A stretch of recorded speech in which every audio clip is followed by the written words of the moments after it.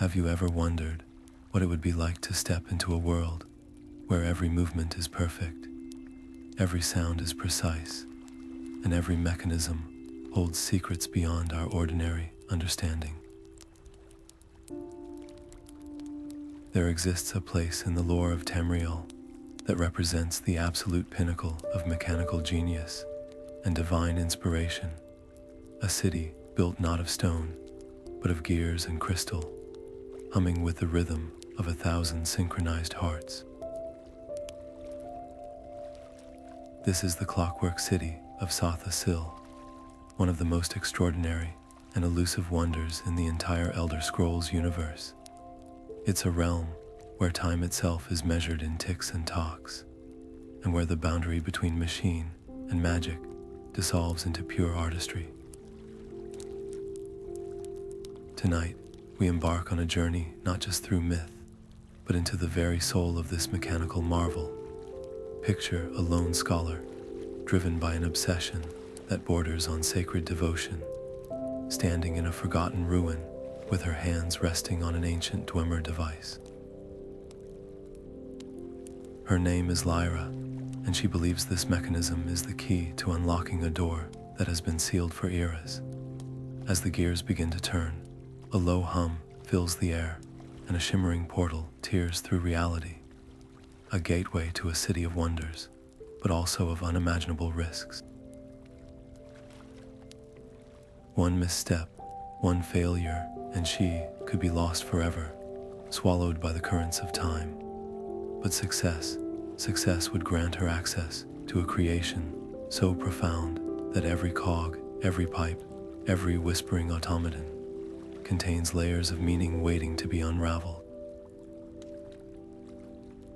Wherever you are in the world right now, whether you're listening as the sun sets or the stars begin to emerge, we'd love to know. What time is it where you are, and what does this moment feel like for you? Let us know in the comments below. There's something special about sharing these quiet, reflective moments together as we prepare to step into a story of discovery, danger, and divine machinery. This is more than a tale. It's an invitation to witness the meeting of mortal curiosity and immortal design, to walk alongside a seeker of truth as she ventures into a realm where every tick holds a universe of knowledge, and every talk echoes with the dreams of a god. So settle in, breathe deeply, and allow your imagination to open wide. You're about to enter the Clockwork City. The shimmering portal closes behind her with a whisper, leaving Lyra standing in a vast chamber that seems to breathe with mechanical life. All around her, enormous gears interlock and turn with impossible smoothness, their polished brass surfaces catching a light that has no visible source. Crystalline pipes trace intricate patterns along the walls, pulsing with a soft, blue energy that flows in rhythm with the deep, resonant hum vibrating through the floor and into her very bones. The air itself feels charged with purpose, each molecule aligned to the city's grand design. She reaches out, her fingers trembling slightly, and touches a nearby control panel made of warm, polished metal. The moment her skin makes contact, intricate runes ignite along its surface, glowing with a gentle golden light that seems to acknowledge her presence. It's a language of light and geometry, and though she cannot read it, she feels its meaning, a question, an invitation, and a warning all at once. This simple act of touch triggers a response from the city itself. A soft, melodic chime rings out, clear and pure, echoing through the vast hall as if played on a crystal bell. The sound hangs in the air, and from a shadowed archway, a small automaton glides into view. It has no face, only a smooth, ovoid head that reflects the chamber's light, and its body is a masterpiece of minimalist design, polished spheres and rods, moving with a fluid, silent grace that is both beautiful and unnerving. It stops a few feet from her, its smooth head tilting slightly as if in curiosity. There is no aggression in its posture, only a calm, patient assessment. Yet a deep unease settles in Lyra's stomach. This is not a ruin, it is a living, thinking place. She is an intruder in a sacred mechanical sanctum, a living soul in a realm of perfect, silent order. Every instinct tells her to retreat, but her scholar's heart beats with a fierce, burning curiosity. She makes a choice, a decision that will define her entire journey. Instead of drawing a weapon or preparing a defensive spell, she slowly closes her journal, her most precious possession, filled with theories and dreams of this moment, and gives the automaton a slow, respectful nod. She will follow. It may lead her to answers, to the very heart of the mystery she has devoted her life to solving, or it could be leading her into an inescapable trap. But the risk is a price she is willing to pay for understanding. She keeps the journal held tightly in one hand, ready to document every miraculous detail, her thumb tracing the worn leather cover like a talisman. With each step deeper into the city, the mechanisms surrounding her grow in complexity. What first appeared as simple, if enormous, gears now reveal themselves as components in a system of breathtaking sophistication. Smaller clockwork creatures skitter along the edges of the hall, performing maintenance with delicate, precise movements. The panels on the walls shift and reconfigure themselves in response to some unseen command. Lyra realizes with a jolt that understanding this place will require far more than mere observation. It demands harmony. To force her will upon it, to try and dissect it like a common machine, would be a profound disrespect.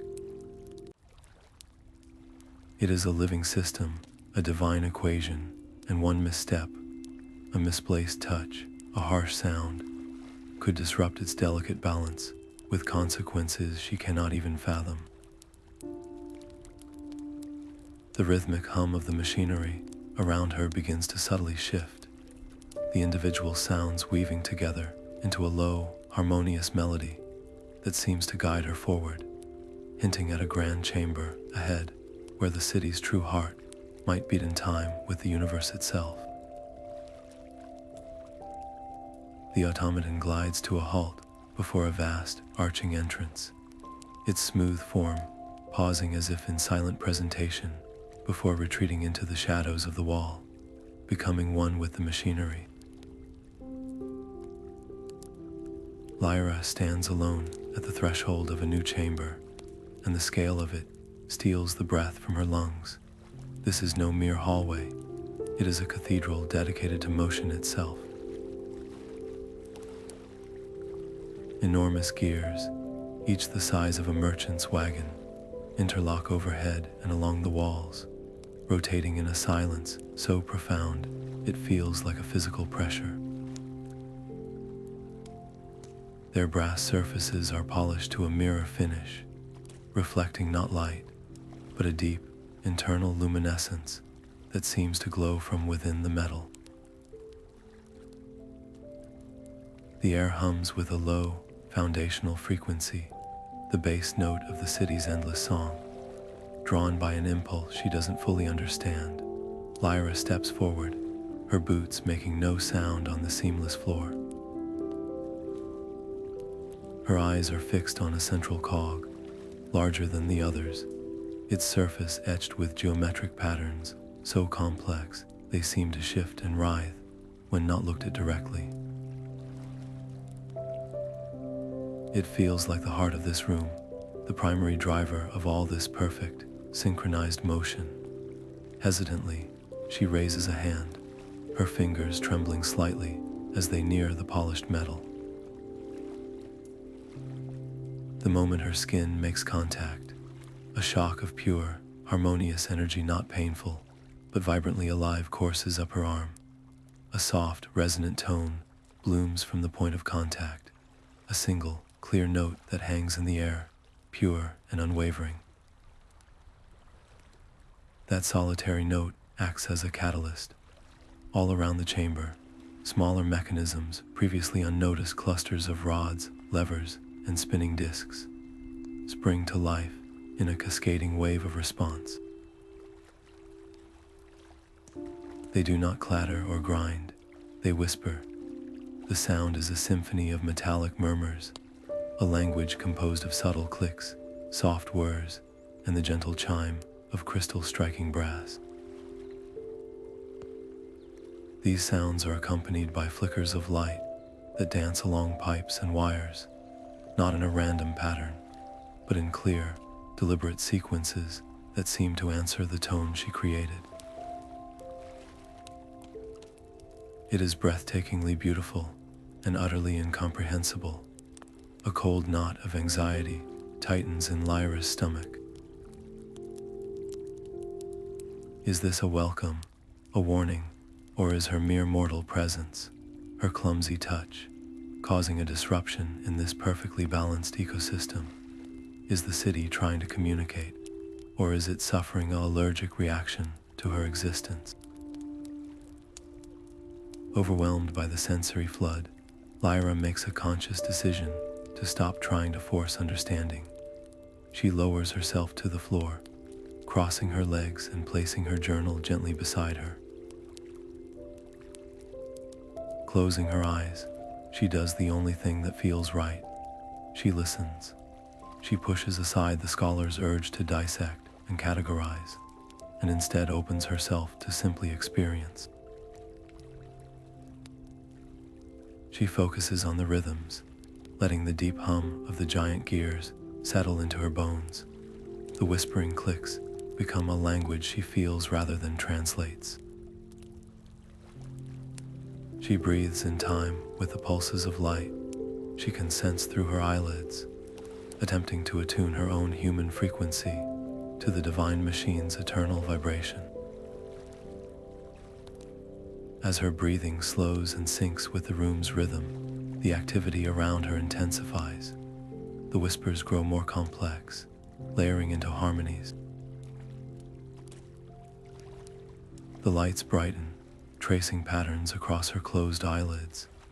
It feels less like a malfunction and more like an engagement, as if the city has recognized her attempt to listen and is now speaking to her more directly, with greater intensity. This is no longer a one-sided observation. It has become an interaction. The city is testing her capacity to receive, to harmonize. It is an invitation to go deeper into its mysteries, a silent promise that greater wonders, and undoubtedly greater risks, await just beyond the next turn. With a whisper so soft, it was almost felt rather than heard, a section of the far wall, previously indistinguishable from the rest, slides smoothly open, revealing a new passageway.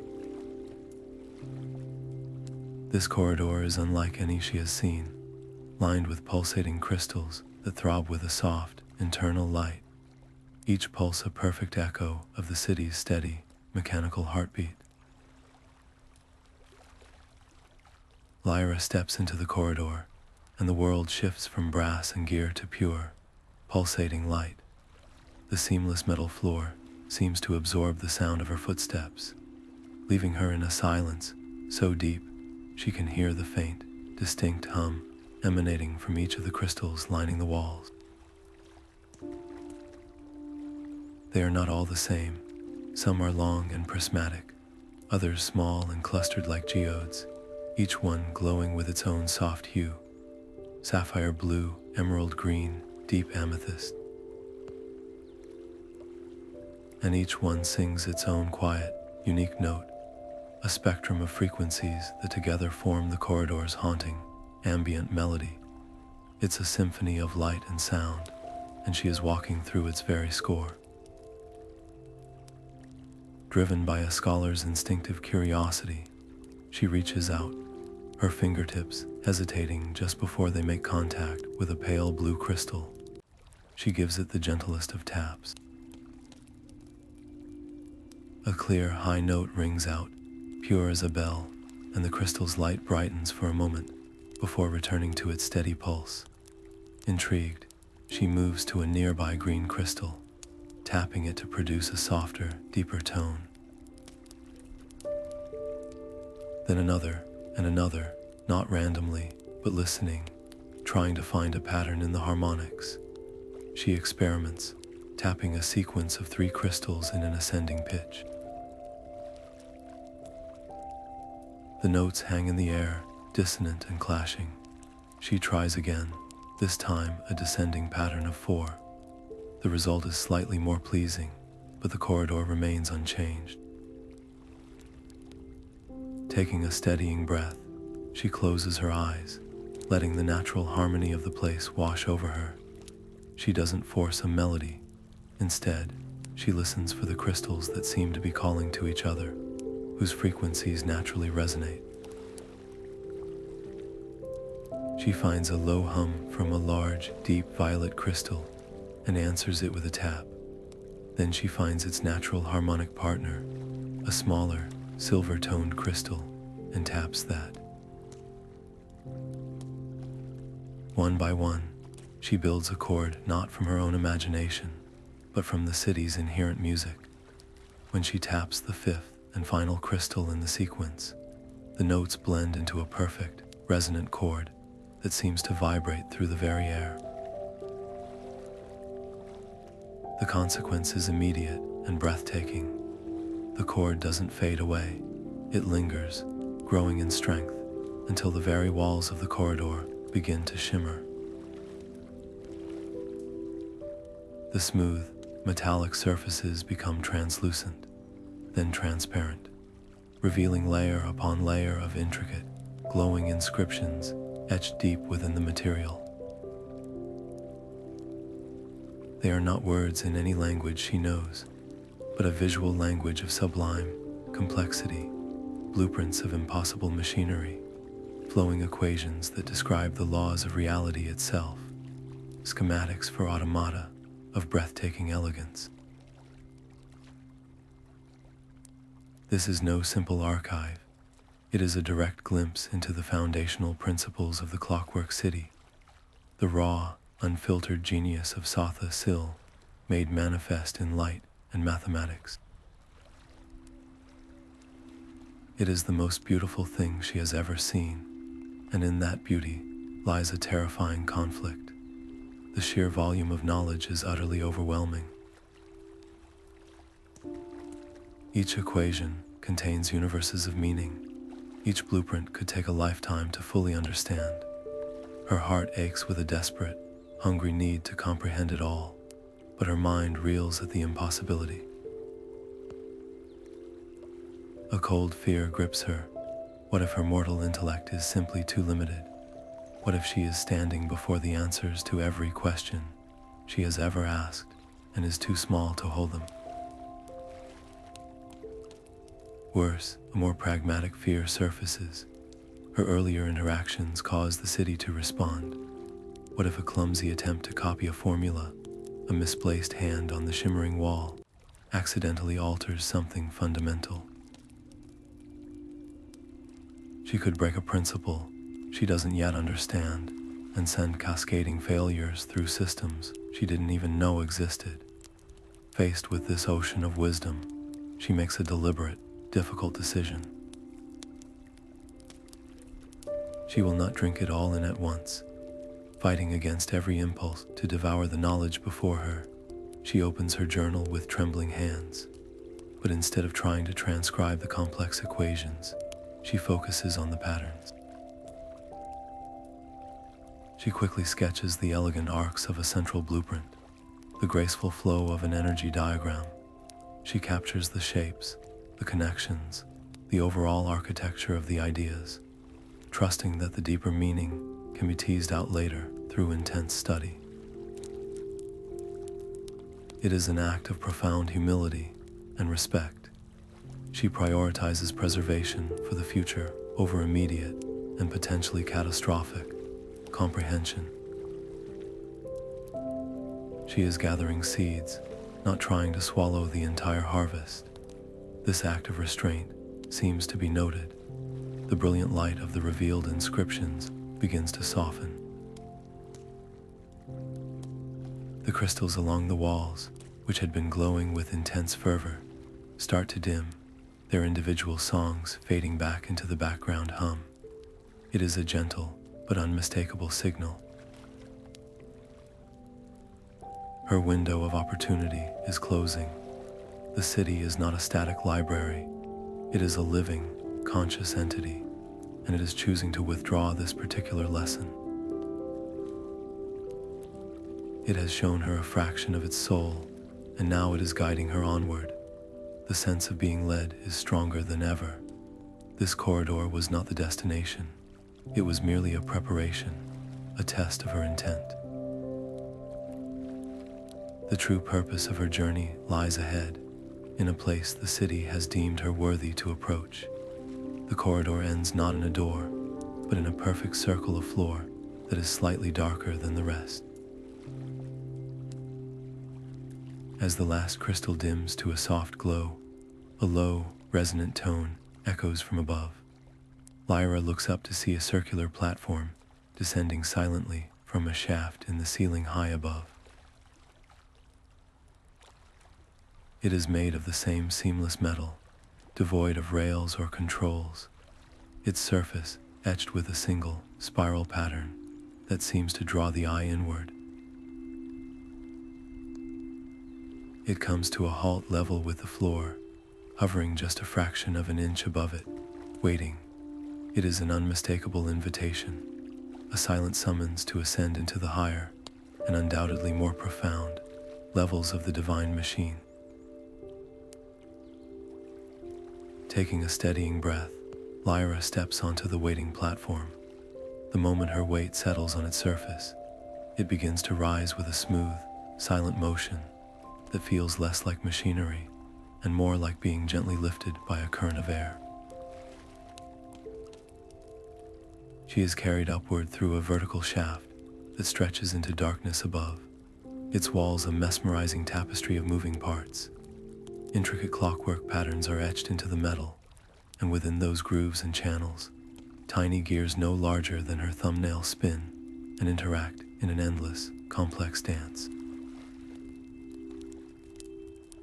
Light glints off polished copper and brass, creating the illusion that the walls themselves are flowing rivers of liquid metal. As she ascends, a new layer of experience unfolds. Faint, melodic whispers begin to drift into the space around her. They are not sounds that strike her ears so much as thoughts that form directly in her mind, soft and ethereal like fragments of a dream remembered upon waking. At first, they are just impressions, a flash of geometric beauty, the cool feel of a perfectly crafted gear, the profound satisfaction of a flawless equation solved. But as the platform continues its unwavering climb, the whispers coalesce, gaining clarity and purpose. They become coherent streams of thought, philosophical musings on the very nature of existence. She hears the quiet conviction that chaos is not an enemy to be defeated, but a raw material to be shaped into order. She feels the deep, almost sorrowful understanding that true divinity lies not in unquestioning worship, but in the relentless, compassionate pursuit of a better, more perfect reality. These are not mere recordings. They are the echoes of Sotha Sil's deepest contemplations, the very bedrock upon which the Clockwork city was built. A profound and heavy responsibility settles onto Lyra's shoulders, a weight far greater than any physical burden. This is no longer just an academic exploration. She is being entrusted with the core philosophy of a god, and the honor of it is terrifying. What if her mortal mind, with all its flaws and fleeting nature, is simply incapable of grasping the full scope of this vision? The fear is a cold knot in her chest, the fear of being deemed unworthy by this sacred place, of failing to understand the gift being offered to her. She is a temporary visitor in an eternal machine, and the thought of misinterpreting, or worse, disrespecting this knowledge is almost paralyzing. Driven by a need to bridge that gap, to prove she is not just a passive observer, Lyra makes a choice. She closes her eyes and begins to speak, her voice barely a whisper, yet it seems to be absorbed by the very air of the shaft. She speaks of her lifelong quest, of the years spent in dusty archives and forgotten ruins, driven by a hunger to understand the minds that could conceive of such wonders. She voices her admiration for the beauty of precision, her belief that knowledge should be used to elevate, not to dominate. It is a raw and honest offering, a piece of her own soul given in return for the secrets being shared with her. The response is immediate and astonishing. The mechanisms lining the shaft, which had been moving in their own predetermined patterns, subtly alter their rhythms. A series of gears slows its spin to match the cadence of her speech. A cluster of crystal lights pulses gently in time with her breathing. It is not a dramatic change, but an adjustment, a subtle realignment that signifies a shift from monologue to dialogue. The city is not just broadcasting, it is listening, it is engaging with her. This validation is exhilarating, a surge of connection that makes her heart pound. But with it comes a new and sobering realization. This bond, once formed, is not something she can simply walk away from. To turn her back on this communion now would be a profound betrayal, severing a connection that feels both incredibly rare and deeply personal. She is no longer just a visitor. She is becoming a participant. At the very moment this thought solidifies in her mind, the platform's smooth ascent glides to a perfect, silent halt. The whispers fade, leaving behind a resonant silence that feels full of meaning. Before her lies the entrance to a new chamber, vast and open. Within it, celestial bodies hang in the air, glowing with soft inner light. Miniature planets orbit silent stars, and complex orreries turn with a slow, majestic grace. Every movement is precise, every trajectory meaningful. This is a sanctuary of cosmic order, and she has been delivered to its threshold. The observatory unfolds around her, a breathtaking vault of silent, moving light. Above, a domed ceiling mimics the night sky, but it is a sky alive with purpose, where stars drift in precise mathematical patterns, and nebulae swirl in slow, beautiful spirals of gas and energy. At the chamber's heart rests the central orrery, a complex sculpture of orbiting spheres. Tiny, perfect planets made of polished crystal and glowing metal revolve around a core of pure, soft light, their paths intersecting in an elegant, timeless dance. The air itself smells of ozone and something else, something ancient and clean, like the scent of the air after a thunderstorm high in the Velothy Mountains. A profound, sacred silence hangs over everything, broken only by the nearly imperceptible hum of cosmic motion. Drawn by an almost magnetic pull, Lyra approaches the central mechanism. Her eyes are fixed on a small, opalescent moon orbiting a blue-green planet that can only be Nirn.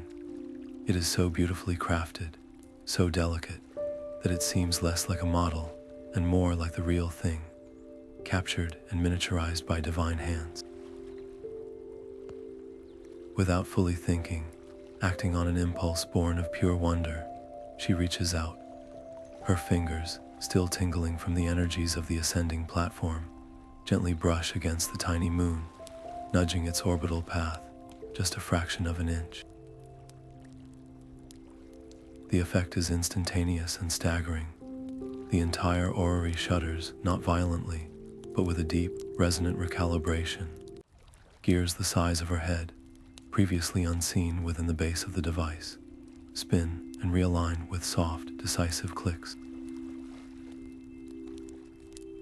The paths of every planet, moon, and star adjust in a cascading wave of motion, compensating for her tiny intervention. Above, on the vast domed ceiling, the starry projections shift. The familiar constellations of Tamriel warp and dissolve, reforming into entirely new patterns. These are not random shapes. They are narratives written in starlight. She sees the serpent of Sithis coiled around the void, the majestic eagle of Akatosh bursting into being, the loving embrace of Mara forming a spiral galaxy. The projections tell the story of Nirn's creation, the roles of the divines, the dance of Anu and Padme, not as myths, but as observable, mechanical processes. It is a level of insight scholars would kill for, a direct vision into the cosmic order she had only ever read about in fragmented, half-understood texts. But the awe is instantly chilled by a spike of pure, cold terror. This is not a simple model or a passive display. Her slight touch, a gesture of innocent curiosity, sent reverberations through a system that simulates reality itself. These are active, living simulations. The consequences of her action are not just physical adjustments to a machine. They feel symbolic, metaphysical.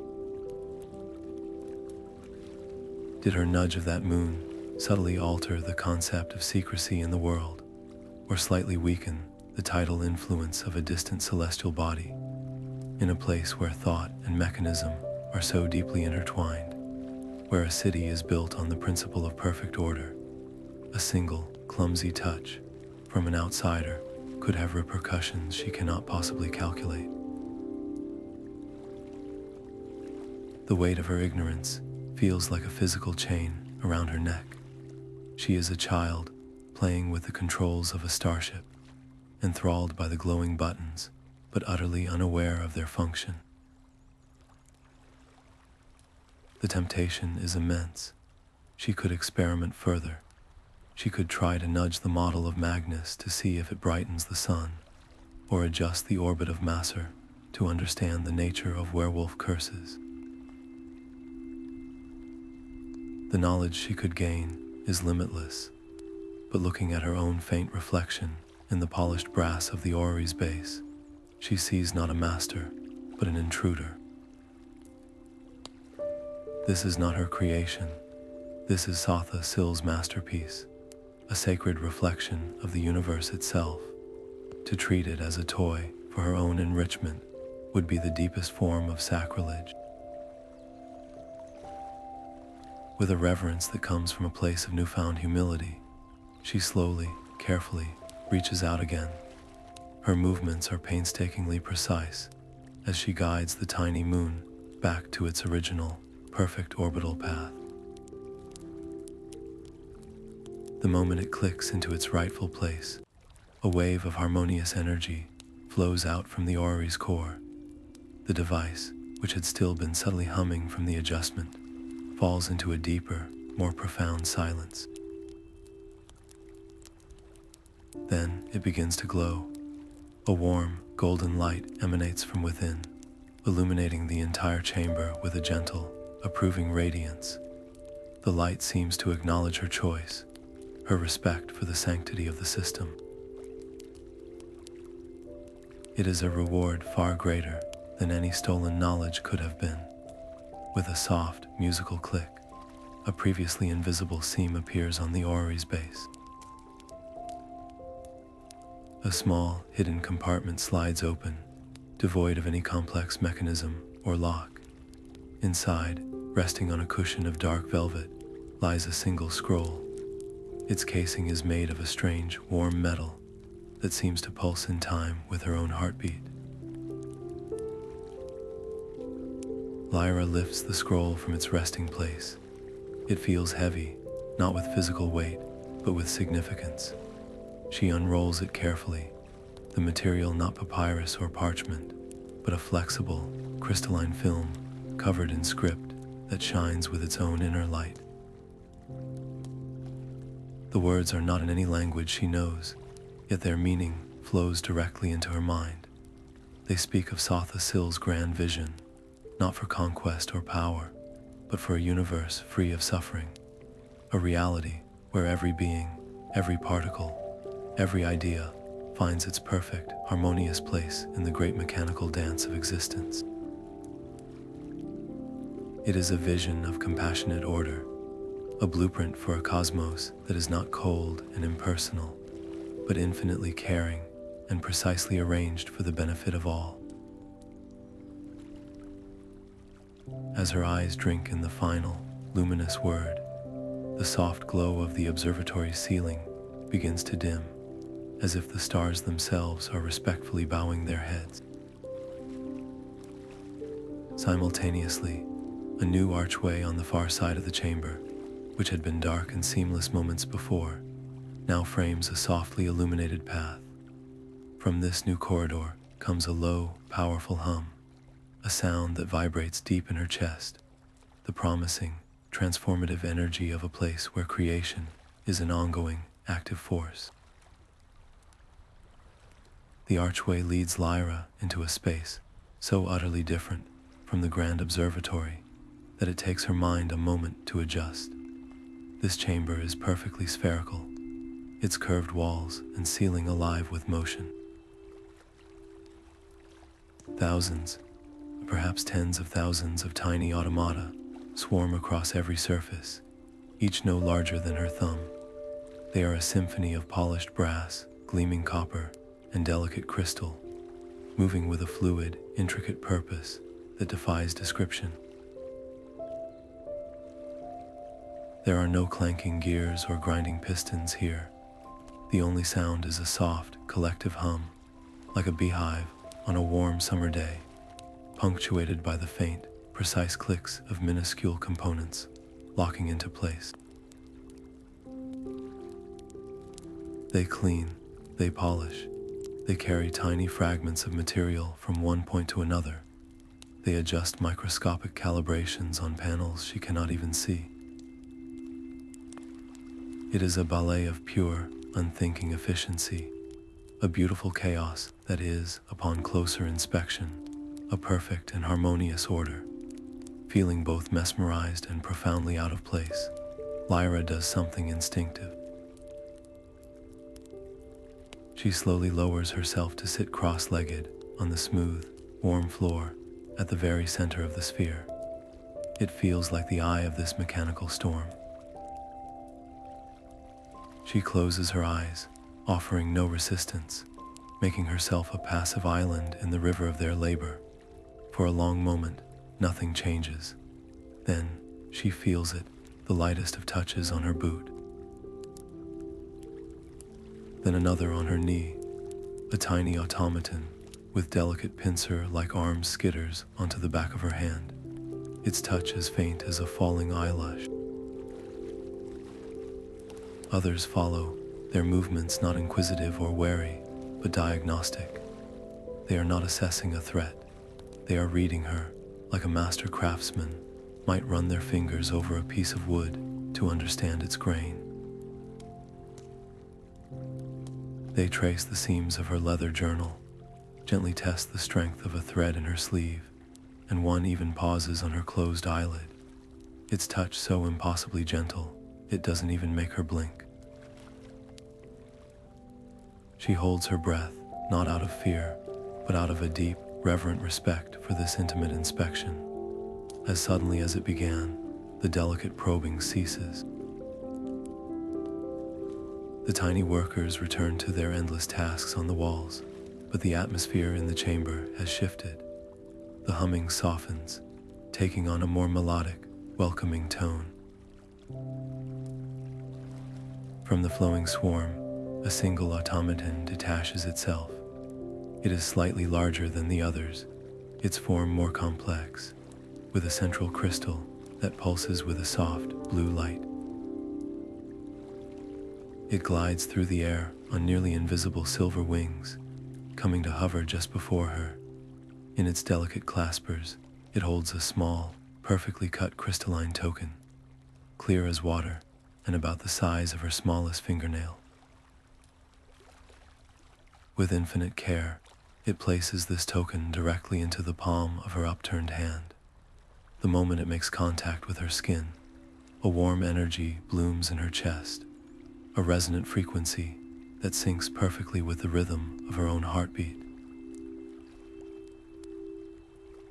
The token itself seems to thrum with a soft, internal pulse, a tiny, captured star now resting in her hand. A wave of awe is instantly followed by a cold undercurrent of tension. What has she been given? Is this a key, a reward, a symbol of trust? Or is it a test, a final examination of her intentions? The token feels alive in her hand, its gentle pulse both comforting and intimidating. To activate it, to squeeze it or speak a word, or simply will it to function, feels like a threshold moment.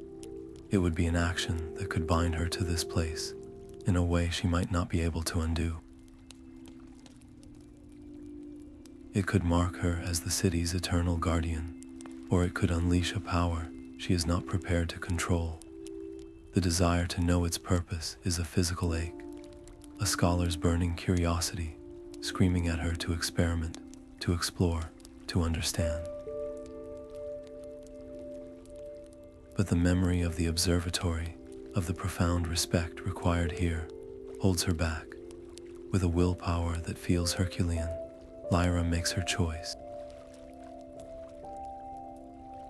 She will not use it, not now. She carefully, reverently, tucks the crystalline token into a small, secure inner pocket of her tunic, right over her heart. She can still feel its soft, resonant pulse against her skin, a constant, gentle reminder.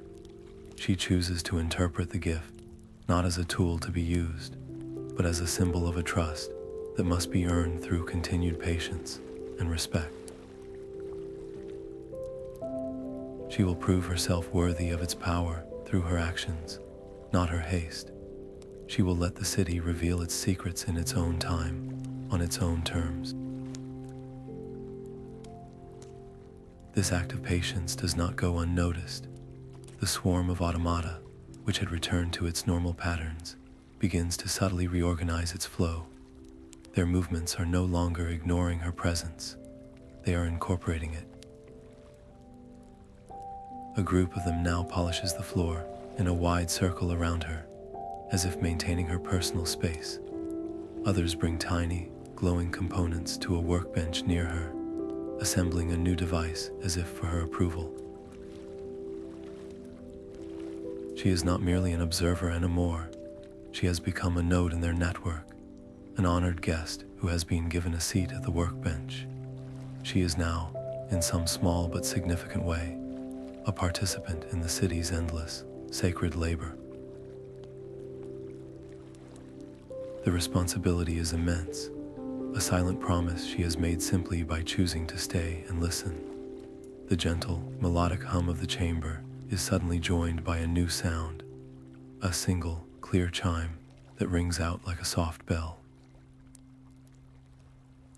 It seems to emanate from the far wall, where a previously hidden archway now glows with a soft, inviting light.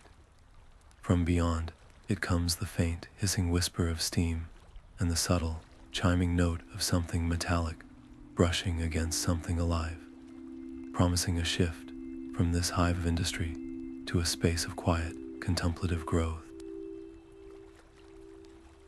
The hiss of steam is the first thing that greets her, a soft, rhythmic sigh that seems to breathe life into this new chamber. The air, once humming with the precise energy of automation, is now thick with a warm, perfumed mist that carries the scent of ozone, polished metal, and something strangely floral. Lyra steps forward, and her breath catches. This is no sterile mechanical hall. It is a garden, but a garden unlike any that has ever grown under the sun. Vines of braided copper and silver cascade from archways overhead, their leaves delicate, filigreed sheets of mica that chime softly against each other in the gentle currents of air. Underfoot, the path is not metal, but a soft, moss-like carpet of fine, woven wires that yield to her steps with a faint, rustling whisper. All around her, flowers bloom in impossible, metallic splendor. Their petals are hammered brass and beaten copper, their centers glowing crystals that pulse with a soft, inner light. They don't just sit in silence, they sing. A deep, resonant chime from a large, bell-shaped bloom answers the higher, tinkling note of a cluster of tiny, star-like flowers. The sound is a constant, gentle melody, a natural symphony composed by the garden itself. From vents cleverly disguised as stone or nestled within the roots of larger, tree-like structures of intricately welded iron, plumes of steam billow forth, each carrying a different scent. One of cool rain on stone, another of warm spice, a third of fresh, clean earth after a storm. It is a feast for every sense, a place designed not for function, but for pure, serene contemplation.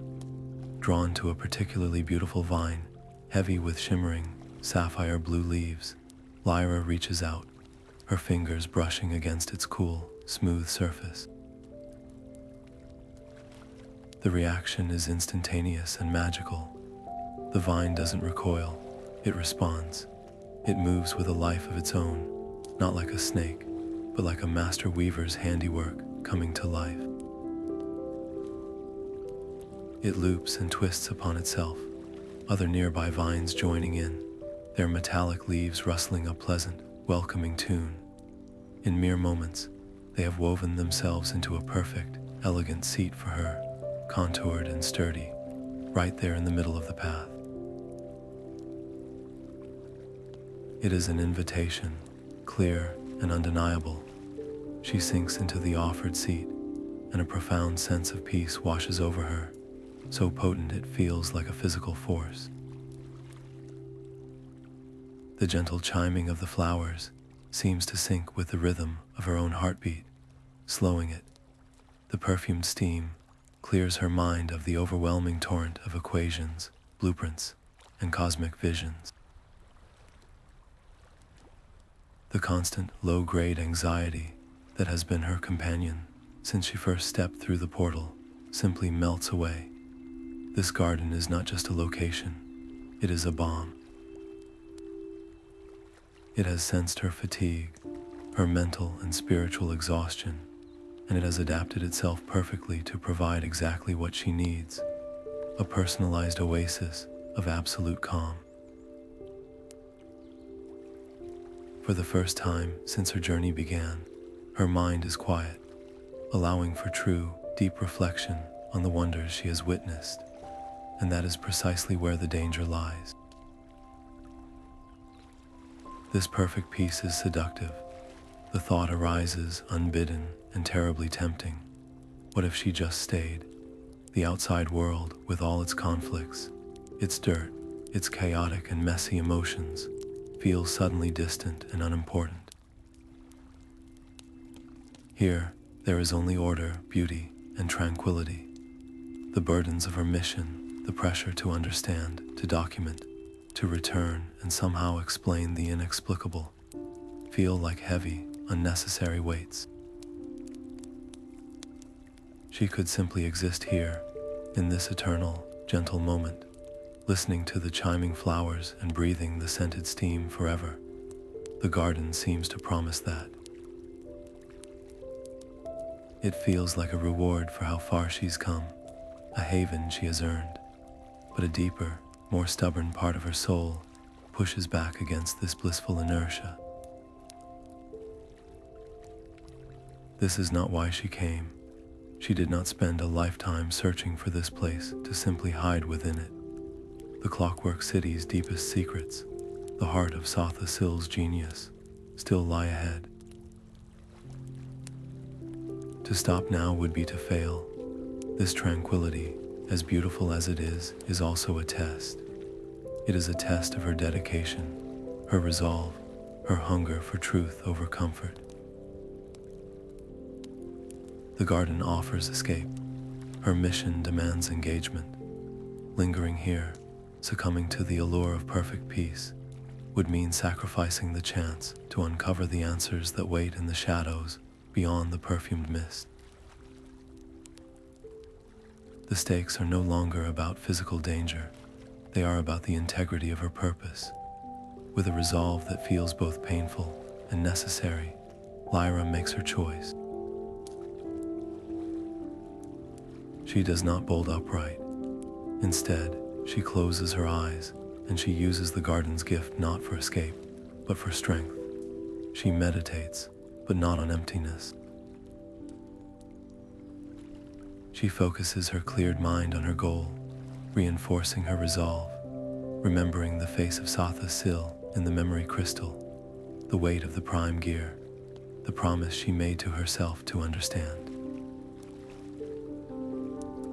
She lets the serenity of the place fortify her spirit for the challenges to come. After a few precious minutes, she opens her eyes, her determination crystallized. She stands slowly, and with genuine gratitude, she places her hand on the metallic vine seat and offers a silent, heartfelt thank you to the garden, to the city, for its gift of respite. As if acknowledging her decision, the garden itself shifts. The path before her, which had seemed to end in a wall of lush, copper foliage, now opens.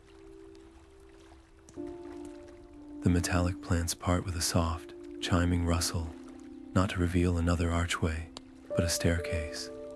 It descends into the gentle, cool darkness below, each step illuminated by the same soft, internal glow that had pulsed within the observatory's orrery. And from the base of that staircase, a new light spills forth, not the warm gold of the gardens or the blue energy of the pipes, but a pale, ethereal, gentle glow. It is the soft, steady radiance of countless memory crystals, waiting in the silent archives below to share their hidden stories. The staircase descends into a profound and reverent silence, a stark contrast to the living melody of the steam gardens above. Lyra's boots make no sound on the steps, which are carved from a single, seamless piece of obsidian-like material that seems to drink the light. She emerges into a chamber that stretches into a soft, glowing infinity. This is not a library of paper and ink, but an archive of light and memory, in perfect, orderly rows that stretch farther than her eyes can see. Crystals float in the still air. They are of every size and hue, each one pulsing with a gentle, internal luminescence, like captured fireflies holding the echoes of millennia. The air is cool and carries a faint, clean scent, like the air after a lightning strike, and it hums with the accumulated potential of countless stored moments. Drawn to a nearby cluster of pale blue crystals, Lyra reaches out, her fingers hesitating for only a heartbeat before making contact with the smoothest, coolest surface. The moment her skin touches the crystal, the air before her shimmers. A figure coalesces from the light, not a ghost, but a perfect, three-dimensional projection. It is Sotha Sil. He is not the distant, unknowable god of legend, but a figure of intense concentration, his hands moving with a calm, certain grace as he adjusts an impossibly complex device only he can see. He speaks, and his voice is not a thunderous decree, but a soft, thoughtful murmur, as if he is thinking aloud just for her. Precision is not merely a measurement, he says, his tone warm with a teacher's patience. It is a language. It is the syntax of compassion, the grammar of a universe free from the suffering of random chance. A single gear, perfectly placed, can silence a world of discord. His words are not just heard, they are felt, settling into her mind with the weight of absolute truth. Hearing his voice, witnessing the quiet passion in his expression, fills Lyra with awe so profound it borders on pain. It is the feeling of a lifelong seeker, finally finding the source of the river. A direct connection arcs across the centuries, and she feels an overwhelming sense of privilege, as if she has been personally granted an audience with a mind that reshaped reality itself. Yet, simultaneously, this intimacy highlights her own profound insignificance. She is a mayfly witnessing the turning of seasons, a single, fleeting note trying to comprehend a symphony that has been playing since the dawn of time. The grandeur of his vision makes her own life's work feel small and clumsy, and for a moment, she is crushed by the sheer scale of the genius surrounding her. This awe quickly curdles into a sharp, personal fear. The knowledge in this archive is not inert data. It is alive, immersive, and pervasive. With each crystal she touches, a piece of Sotha Sil's consciousness, his memories, his very way of perceiving the world, flows into her. The temptation is to drink it all in, to open her mind completely, and let the tidal wave of understanding wash away her mortal limitations. But a survival instinct screams in warning. If she does that, if she surrenders completely to this ocean of another's being, what will become of Lyra? Her own memories, her personality, the sum of her own experiences, will they be diluted, overwritten, simply merged into the vast, cool consciousness of the city, until nothing of her original self remains? The archive offers omniscience, but the price could be the very identity that fought so hard to reach it. Faced with this existential danger, she makes a conscious, disciplined choice. She withdraws her hand from the crystal, and the image of Sotha Sil fades, leaving behind a lingering sense of his presence. She will not try to consume this entire ocean. Instead, she will cup her hands and drink deeply from a few select springs. Her eyes scan the endless rows, not with hunger, but with discernment. She seeks out crystals that glow with a particular warmth, whose internal pulses feel aligned with the themes that have called to her throughout her journey. The elegant innovation of a perfectly solved problem, and the deep, underlying compassion that seeks to use that innovation to alleviate suffering, not exert control. She selects 3, focusing her entire being on these few echoes, vowing to understand their depth and context, rather than skimming the surface of everything. This act of respectful selection does not go unnoticed by the archive itself. The ambient hum of the chamber shifts, softening from a neutral tone to one that feels almost approving, a gentle harmonic chord of acceptance. The crystals she did not choose seem to dim slightly, receding into the background, while the 3 she holds focus on glow ever so brighter. Then, from the deeper shadows at the far end of the archive, a new light emerges. A handful of other crystals, previously invisible, now pulse with a deeper, more intense rhythm, They are larger, their light a profound ruby red and deep sapphire blue, and they drift toward her, offering themselves. These are not common echoes. These are the profound, foundational memories, the moments of supreme triumph and devastating doubt, the core truths of the city's creation that few, if any, outside of Sotha Sil have ever been deemed worthy to witness. Among this new selection, one crystal distinguishes itself immediately. It does not pulse rhythmically like the others, but burns with a steady, urgent white light, so bright it is almost difficult to look upon directly. It feels different, not just older, but heavier, as if it contains not just a memory, but a tangible weight. It hovers just before her eyes, and without any conscious decision to do so, Lyra knows. This is not merely another lesson or a philosophical musing. This luminous crystal holds the memory of the city's genesis, the moment of its first breath. And in doing so, it contains the single greatest secret of the Clockwork City, and by its very nature, its most profound and terrifying vulnerability. Her hand reaches out, almost of its own volition, drawn to the crystal that burns with the light of a captured star. The moment her fingertips make contact, the archive of echoes vanishes. The cool, silent air is replaced by a palpable heat, and the scent of ozone and molten metal fills her lungs. She is no longer an observer. She is there, standing in a workshop that is both impossibly vast and intimately small.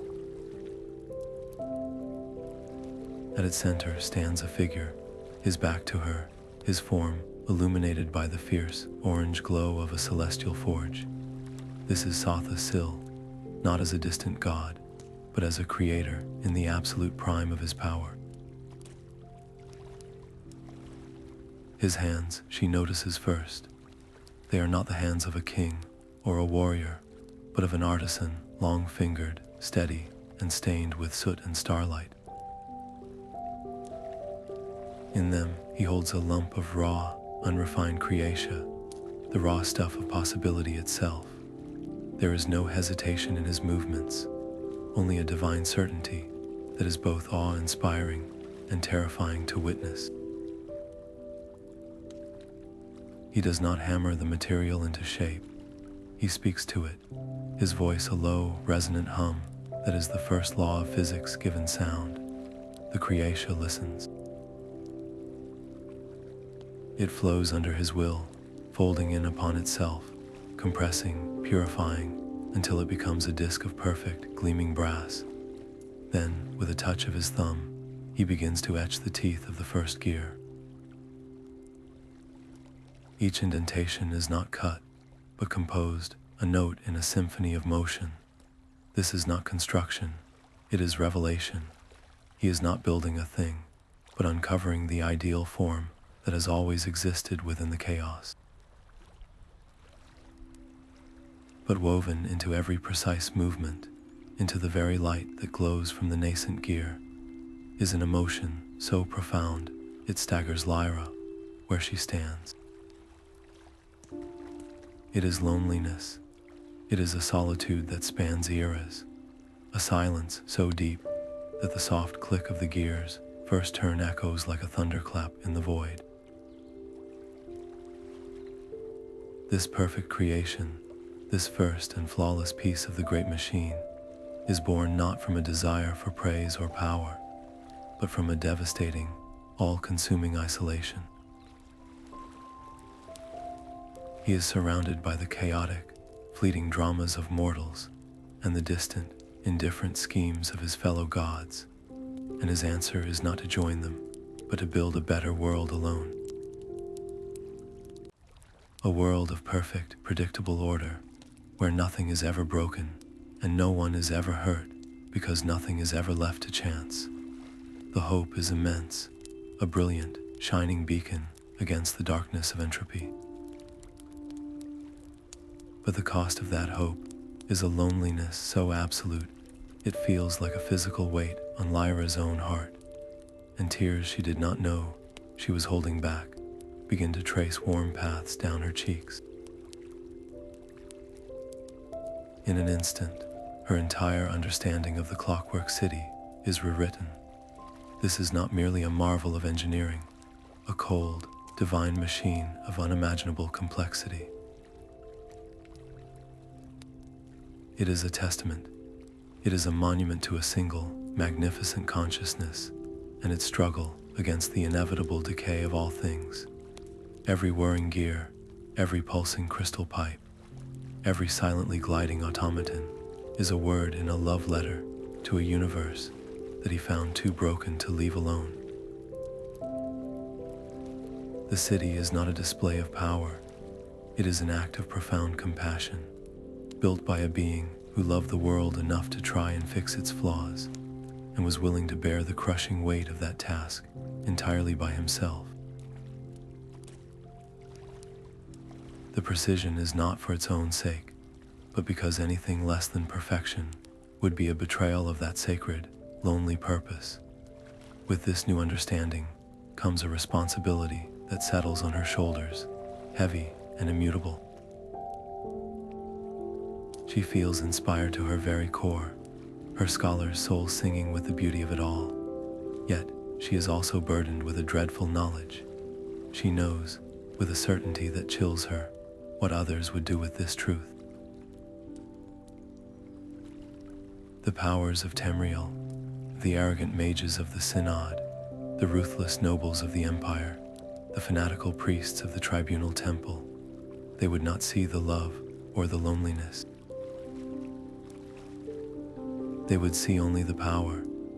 They would seek to reverse engineer this divine compassion into a weapon, to mine the city's gears for conquest, and turn Sotha Sil's perfect order into a tool for absolute control. The memory she now holds is not just knowledge. It is the key to the city's heart, and therefore its greatest vulnerability. Clutching the still warm crystal to her chest, Lyra makes a vow, not aloud to the empty archive, but silently to the memory of the lonely god and to her own conscience. This vision will not become a chapter in a book for any seeker of power to read. She will share it only with those whose eyes will also see the sorrow behind the genius, those who will appreciate the profound beauty and meaning without the hunger to possess it. She will become a guardian of this truth, a shield against the greed that would seek to exploit it. She will protect this legacy as fiercely as if she had forged that first gear with her own hands. As if in response to her silent oath, the crystal in her hand pulses one final, brilliant time. Then, its intense white light dies away completely. The warmth fades, leaving it cool and dormant. When she looks at it again, she sees that its surface, once smooth and clear, is now sealed under a flawless, opalescent sheath. It is no longer a key to be used. It is a relic to be protected. The city has acknowledged her vow. The memory has chosen its keeper, and the role is now irrevocably hers. It is an honor beyond any academic credential, but it is also a mantle woven from danger, marking her as the sole guardian of a secret that others would kill to own. Before the weight of this new identity can fully settle, a new sound gently interrupts the silence. It is a soft, melodic chime, different from the others she has heard. It is not a summons, but an invitation. The crystal in her hand, now sealed, seems to hum in harmony with it. The sound seems to emanate from a new passageway that has ear-eyes open in the far wall, one that was not there moments before. From this new corridor, she does not hear the hum of gears or the whisper of steam, but something entirely new and wondrous, the distinct, physical shaping of sound itself.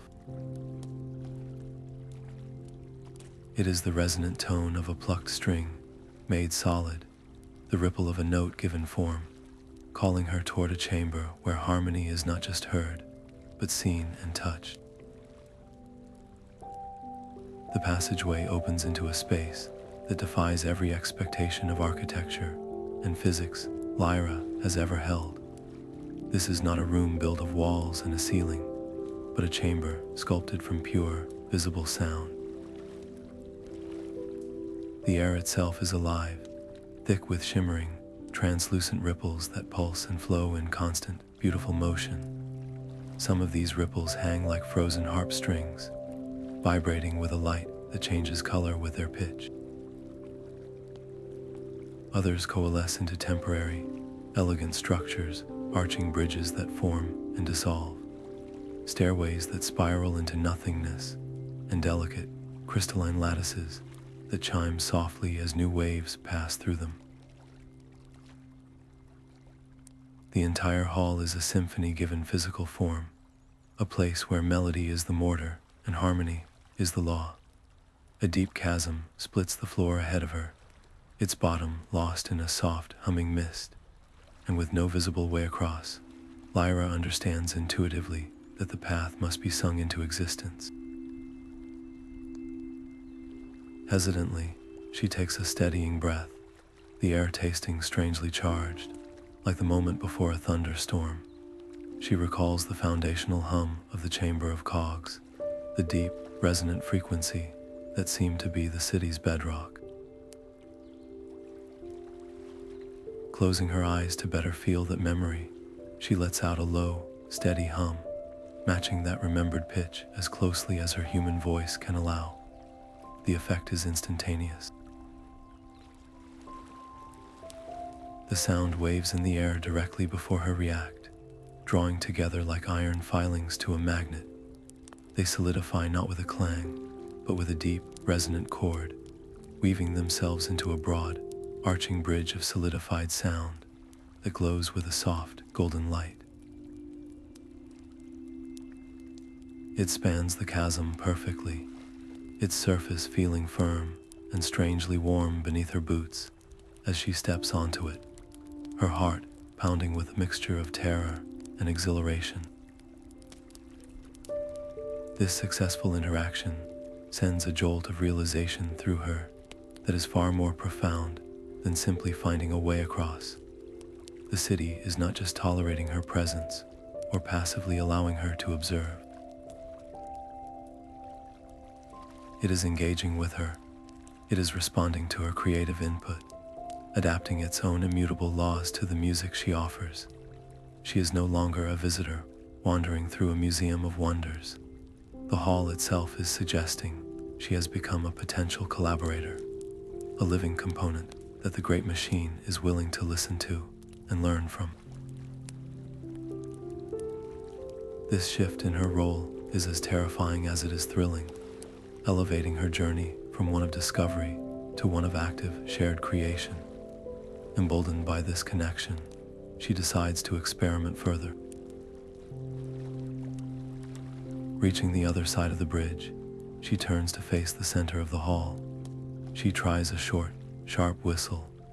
The resulting sound wave shoots through the air like a blade, slicing through several softer harmonic structures and causing them to flicker and destabilize with a discordant shiver that grates against her teeth. The entire chamber seems to recoil for a moment, the gentle hum dipping into a warning groan. A cold fear grips her. This is not a toy. The stability of the hall, perhaps of this entire section of the city, is maintained by its perfect, perpetual harmony. A wrong note, a harsh sound, a thoughtless melody. These aren't just mistakes. They are acts of violence against a delicate ecosystem. She could easily cause a cascade failure, a structural collapse of resonant energy that would be unlike any physical cave-in she could imagine. Chastened, she immediately ceases her forced experiments. The lesson is crystal clear. She cannot impose her own will upon this place. She cannot compose her own music here. The only path forward is to listen, to learn, and to blend. Standing perfectly still, she closes her eyes once more, but this time she does not reach for a memory. She simply opens herself to the hall's own endless song. She lets the layers of harmony wash over her, the deep, foundational drone, the middle-range melodies that flow like rivers, the high, crystalline notes that sparkle like stars. She finds the rhythm of it, the breath of it, and then, softly at first, she begins to hum again. But this time, she is not leading, she is following. She finds a gap in the harmony, a space where a new note could fit without disruption, and she gently offers her voice to fill it. She becomes another instrument in the city's grand orchestra, not a soloist. Her successful mimicry, her act of humble harmonization, is met with an immediate and glorious reward.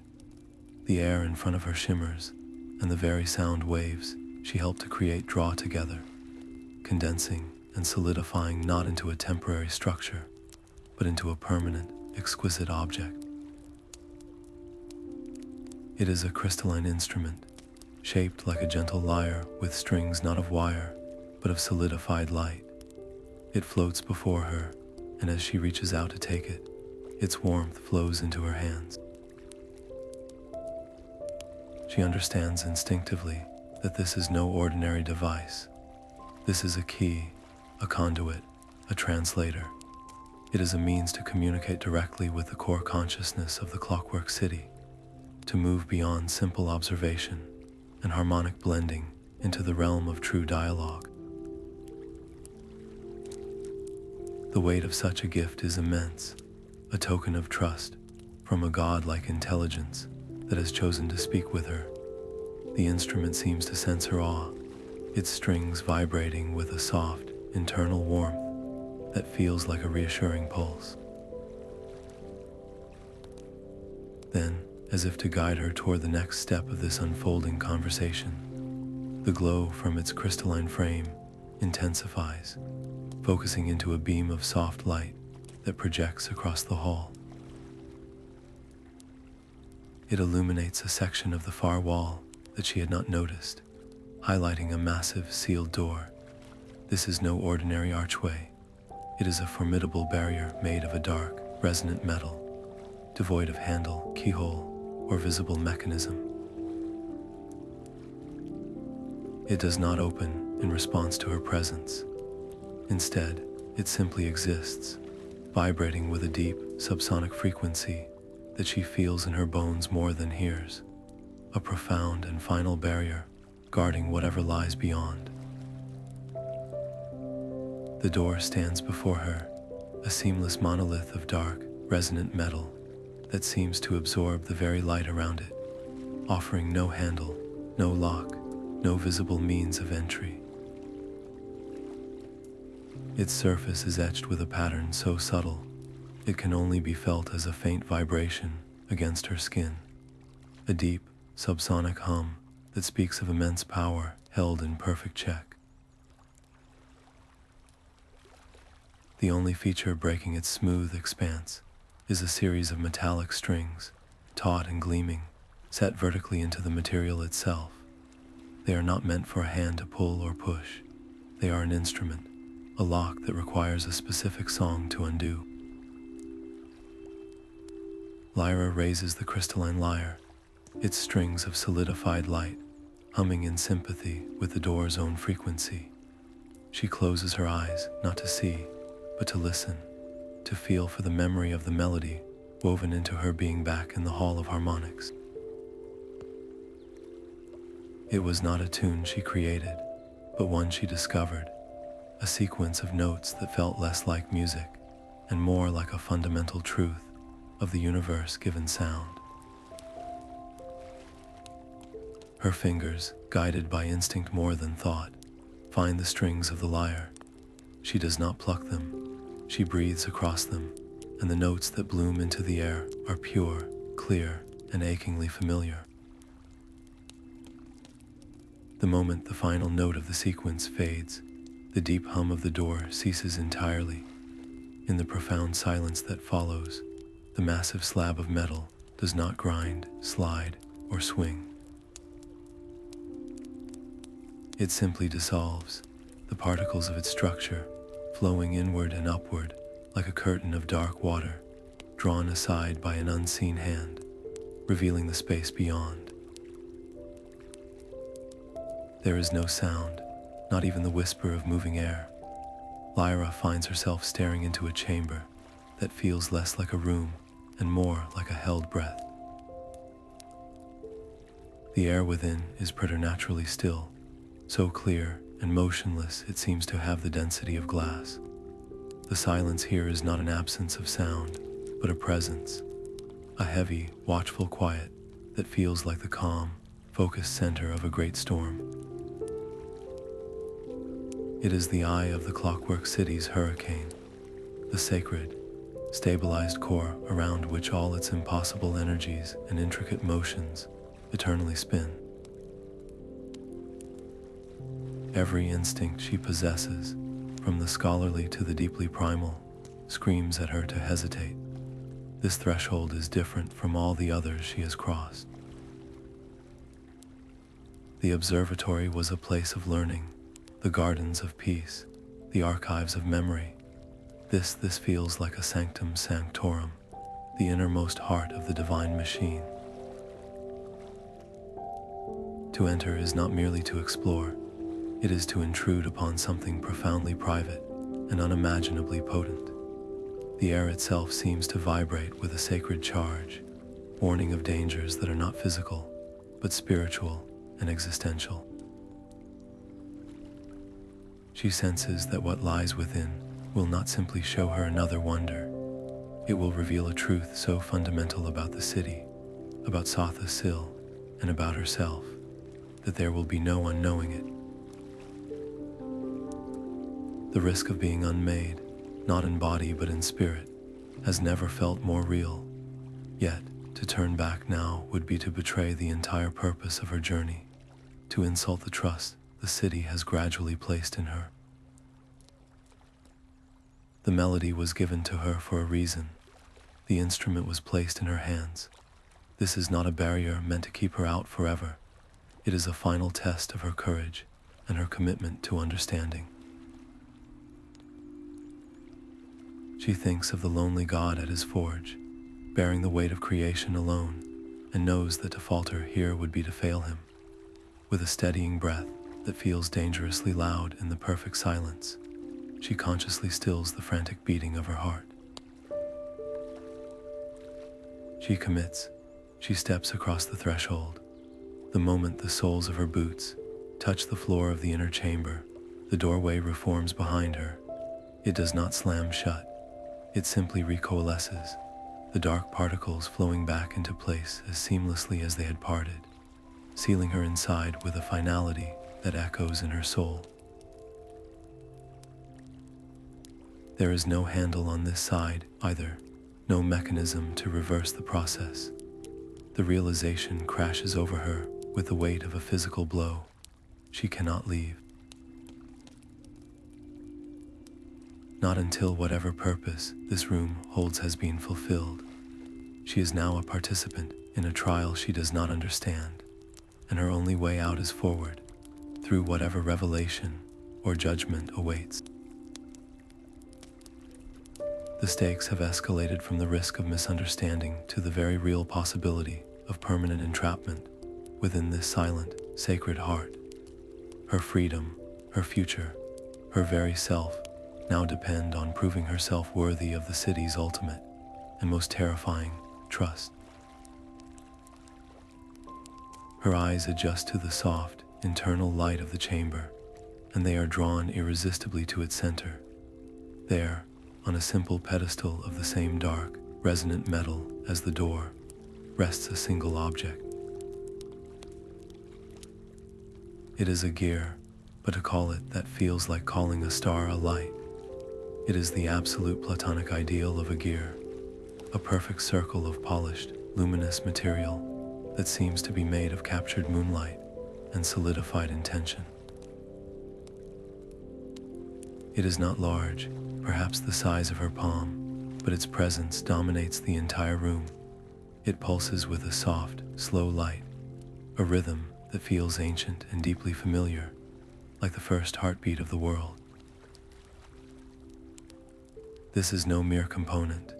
It is a linchpin, a keystone, the foundational note upon which the entire symphony of the Clockwork City is built, and it is waiting for her. Lyra takes a single, slow step forward, then another, her movements measured and silent in the chamber's profound stillness. The air itself feels thick, charged with an anticipation so intense it seems to vibrate against her skin. Her entire focus narrows until the only thing that exists in the universe is the gear on the pedestal and the diminishing space between her hand and its luminous surface. She doesn't reach out to grasp it. Instead, she gently turns her palm upward and brings it to hover just above the perfect, rotating teeth. The energy that radiates from it is not heat or light, but something far more fundamental, a vibration that speaks directly to the core of her own being. It resonates with the rhythm of her heartbeat, the pulse in her wrists, the very flow of her thoughts. In that moment of profound connection, understanding blooms in her mind, not as a learned fact, but as an innate truth. This is no mere component. This is the prime gear, the linchpin, the absolute anchor point from which every other function in the Clockwork City derives its purpose and its power. Its rotation is the city's breath. Its alignment is the city's balance. To remove it, or even to disrupt its perfect motion, would not simply break a machine. It would silence a symphony. It would stop a heart. The entire divine creation would cease to function, collapsing from a state of perfect order into inert, silent metal.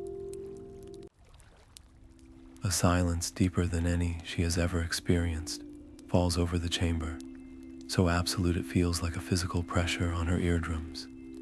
The city itself seems to be holding its breath, every whirring gear, every pulsing crystal, every whispering automaton, pausing in its endless labor to focus its entire consciousness on this single, suspended moment. Her own breathing sounds thunderous in the quiet. Her every thought, every flicker of emotion feels amplified, reflected back at her by the watching stillness.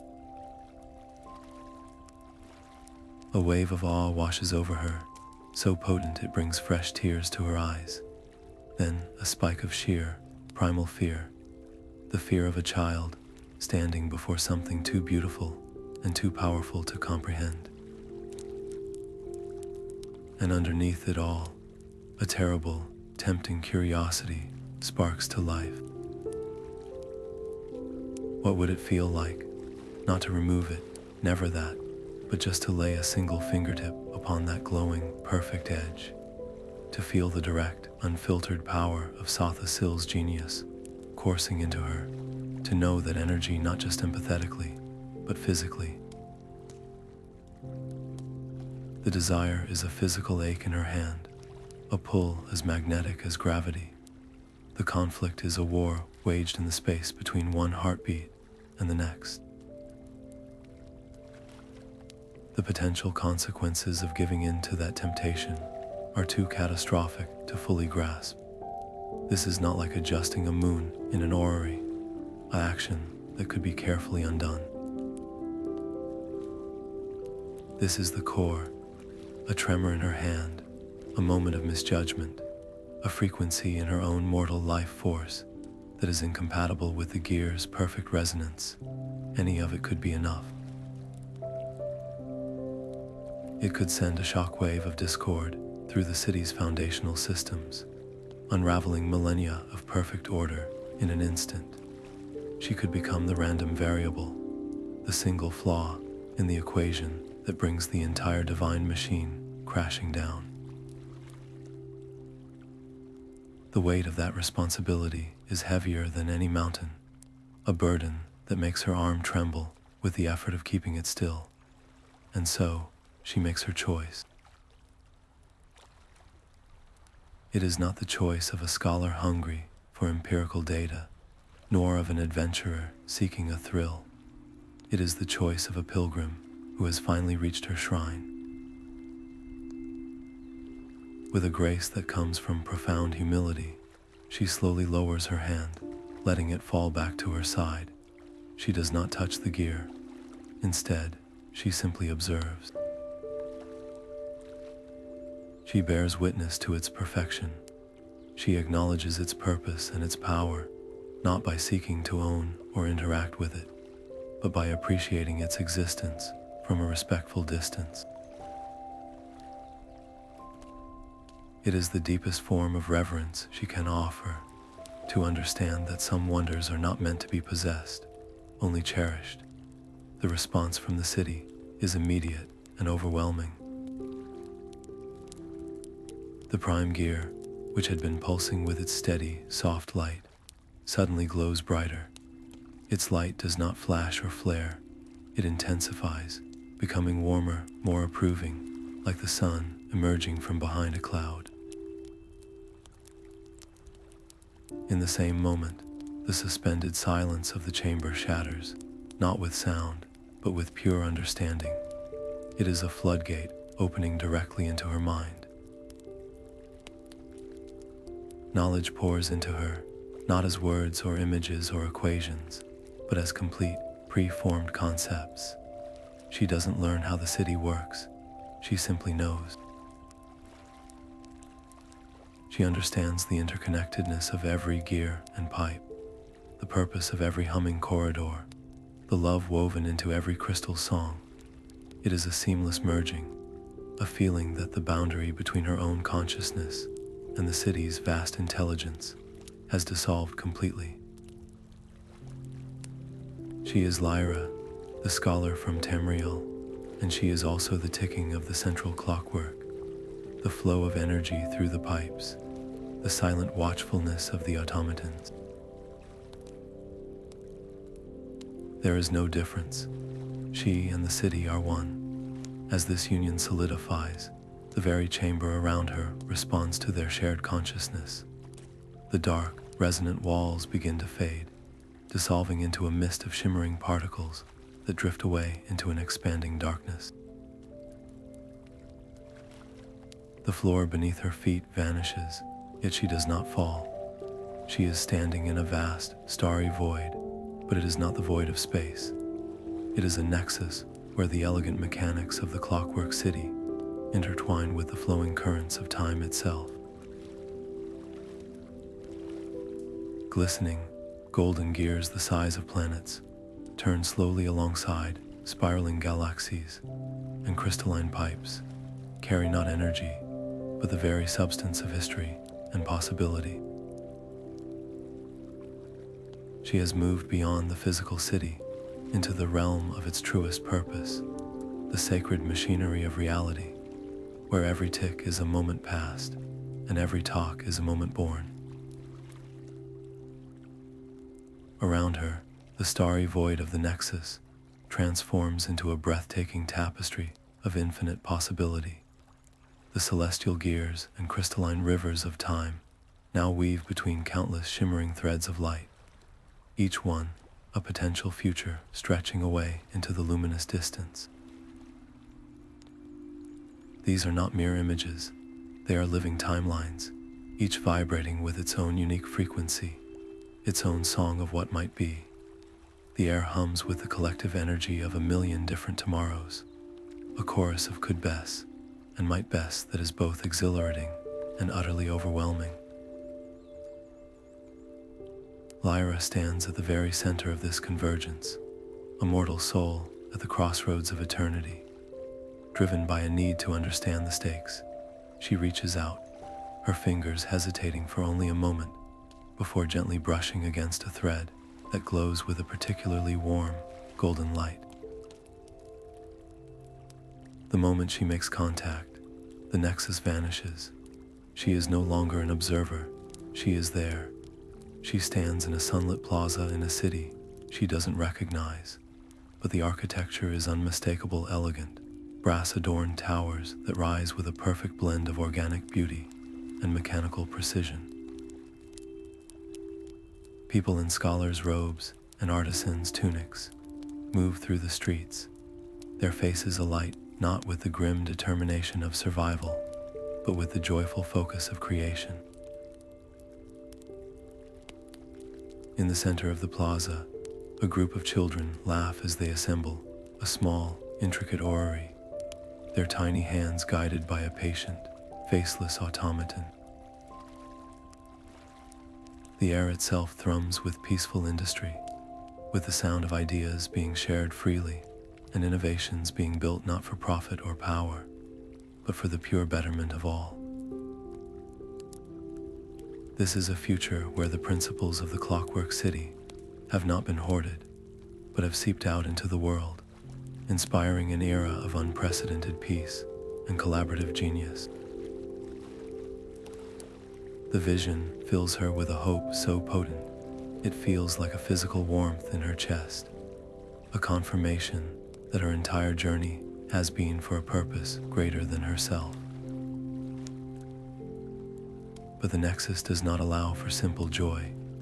As the golden thread slips from her grasp, another, darker one seems to snag at her awareness, a filament of smoky, obsidian light that vibrates with a discordant, hungry frequency. Almost against her will, her hand is drawn to it. The vision that crashes over her is a visceral blow. She sees the same majestic brass towers, but now they are scarred by laser fire and blackened by smoke. The automatons that once taught children now move with a jerky, aggressive purpose, herding frightened people into lines. She sees arrogant men and women in the robes of powerful guilds, their eyes gleaming not with wonder, but with avarice, as they force the city's core mechanisms to bend to their will, twisting Sotha Sil's compassionate order into a tool for absolute control and oppression. In another fractured timeline, she sees the opposite, a mob of fear-maddened zealots, screaming heresies as they swing hammers against the delicate crystalline pipes, their ignorance unleashing cascading failures that cause entire sections of the city to groan, crack, and fall silent forever. The hope she felt curdles into a cold, sharp anxiety in the pit of her stomach. The city's greatest strength, its perfect, logical order, is also its greatest vulnerability in the face of greed and fear. A paralyzing conflict takes root within her. Who is she, a lone scholar from a forgotten ruin, to believe she can sway the course of these colossal potentialities? The weight of this foresight is an immense burden, a crushing responsibility she never asked for. She is not a god, not a hero of prophecy. She is a seeker of knowledge who wandered too far into the heart of a miracle. The temptation to withdraw, to simply observe and let the currents of time carry these possibilities where they may, is almost overwhelming. It feels arrogant to interfere, a violation of the natural order she has come to revere. The fear of making the wrong choice, of accidentally solidifying a dark future through a misguided act of will, is a cold knot in her chest. Yet, as she watches a particularly bright thread, a future where her own school flourishes and acts as a gentle guardian of the city's secrets, flicker and weaken under the pressure of the converging darker timelines, she knows that inaction is itself a choice. A choice to abandon the city to its potential fate, drawing upon the deep, resonant connection she forged with the prime gear. She makes her decision. She does not try to grab the threads or force them to her will. Instead, she closes her eyes and turns her focus inward, gathering all the hope, the respect, the profound love for the beauty she has witnessed.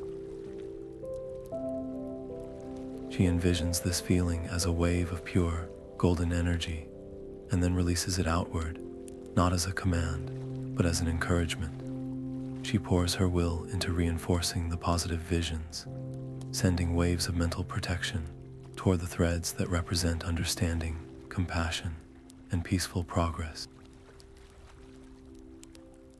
It is an act of selfless support, a prayer sent into the machinery of time itself. The Nexus responds to her intent, not with a dramatic roar, but with a subtle, profound shift. The threads she had focused on, which had been fraying under the pressure, suddenly glow brighter, their vibrations strengthening into a clear, confident hum. Their paths through the void seem to solidify, becoming more defined and resilient. Simultaneously, the darker, discordant threads that represented corruption and destruction begin to waver, their smoky light fading, their paths dissolving back into the potential energy from which they came. Her actions, her focused will, have had a tangible, measurable impact. She is not a passive witness to time. She is an active participant, and her choices here, right now, are actively pruning the tree of possibility, strengthening the branches that lead to light and allowing the others to fade away. The stakes could not be higher. She is not just shaping her own legacy, but touching the very flow of time itself for generations to come. As the last of the dark threads dissolves into nothingness, the remaining glowing timelines do not simply hang in the void. They begin to move, weaving together like strands of a magnificent, luminous braid. They converge, merging their light and their song into a single, broad, and brilliantly lit pathway that stretches out before her, cutting through the starry darkness. This is no longer a crossroads of maybe, it is a road of what will be, forged from the best of all possible futures she helped to strengthen. It leads away from the swirling chaos of the Nexus, toward a simple, solemn archway that frames a chamber glowing with a soft, steady light. The path is an invitation, but also a culmination. It guides her toward the one place where the abstract power of choice must become concrete action. The final chamber where she must decide not just what future she wants for the world, but who she will become within it. The luminous pathway of woven timelines guides her steps away from the swirling nexus of possibility, its light solidifying into a calm, steady glow that illuminates her final destination. She finds herself standing in a chamber of profound simplicity, a stark contrast to the cosmic grandeur she just departed. The air is still and silent, holding a sacred, weighted quiet that reminds her of the Prime Gear's chamber. Before her, under a soft, focused light, stand two simple archways. They are not ornate or imposing, they are pure in their purpose. One frame shimmers with a familiar, hazy light, the shifting colors of a portal that smells of damp earth, cold stone, and the open air of Tamriel. The other offers no view, only a deep, inviting, golden radiance that seems to pulse with the same foundational hum she felt in the very first chamber of cogs, promising an ascent into the city's deepest, most sacred core. Lyra's hand moves to her tunic, her fingers finding the small, hard shape of the crystalline token through the fabric. It is warm against her skin, its gentle pulse a constant, comforting reminder of the trust placed in her by the tiny automatons. She closes her hand around it, feeling its energy sync with her heartbeat. It feels like a key, one that could unlock the golden archway and grant her permanent passage into the heart of the machine. In that moment, the chamber itself seems to lean in, waiting, Both archways brighten in unison, their light intensifying as if in response to her touch. The city is offering her a choice, laying both paths before her with absolute clarity and a deep, respectful silence. It will not command her, it will not beg or persuade. This perfect creation, built on the principle of order above all, honors her free will completely, even as the hopeful, harmonious energy radiating from the golden arch makes its own quiet desire palpably clear. A conflict more intense than any she has faced with machinery or puzzles now tears at her soul. On one side is a powerful, almost physical longing for the peace and perfection of the Clockwork City. To stay would be to leave behind the weariness of mortal life, the pain, the doubt, the endless struggle against chaos and decay. She could become a guardian in truth, a silent, eternal witness to Sotha Sil's masterpiece, spending eternity learning its infinite secrets and ensuring its protection from within. It is a siren's call of absolute purpose and sublime order, but opposing this is the duty that has defined her entire life as a scholar, the sacred obligation to share knowledge.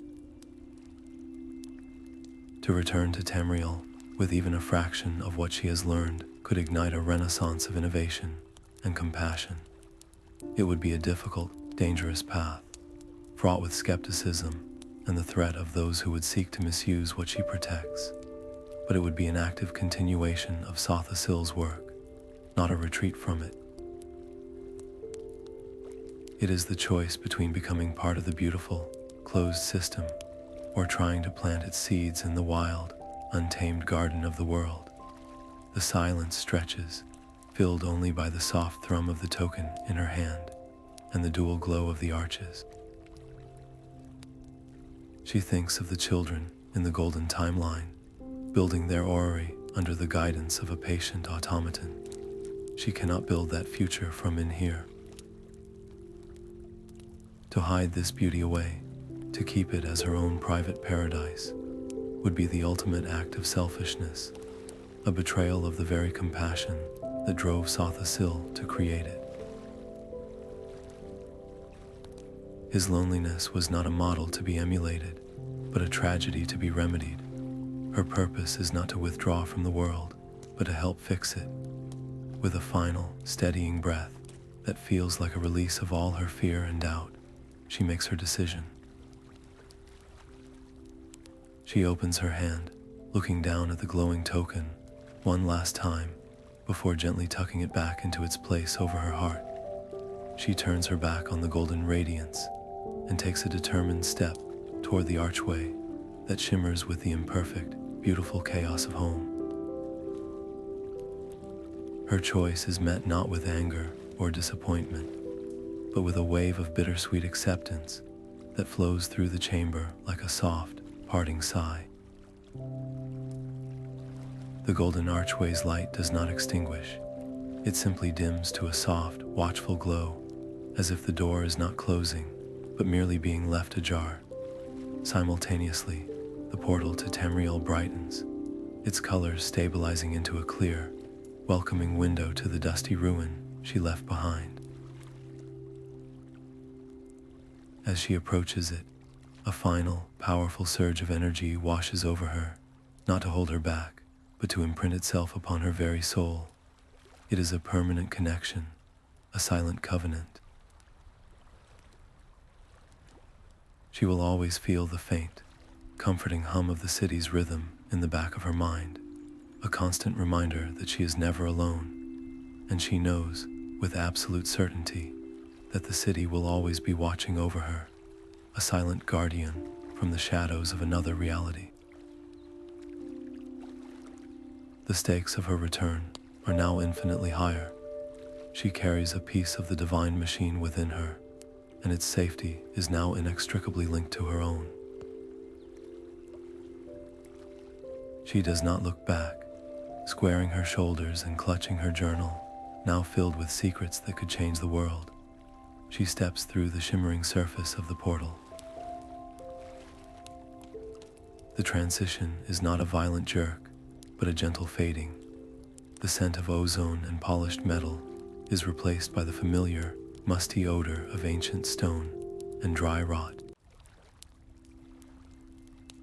The constant, harmonious hum that has been the soundtrack to her journey recedes, not into silence, but into a faint, persistent echo, a delicate memory of music that now seems to be woven into the fabric of her own heartbeat.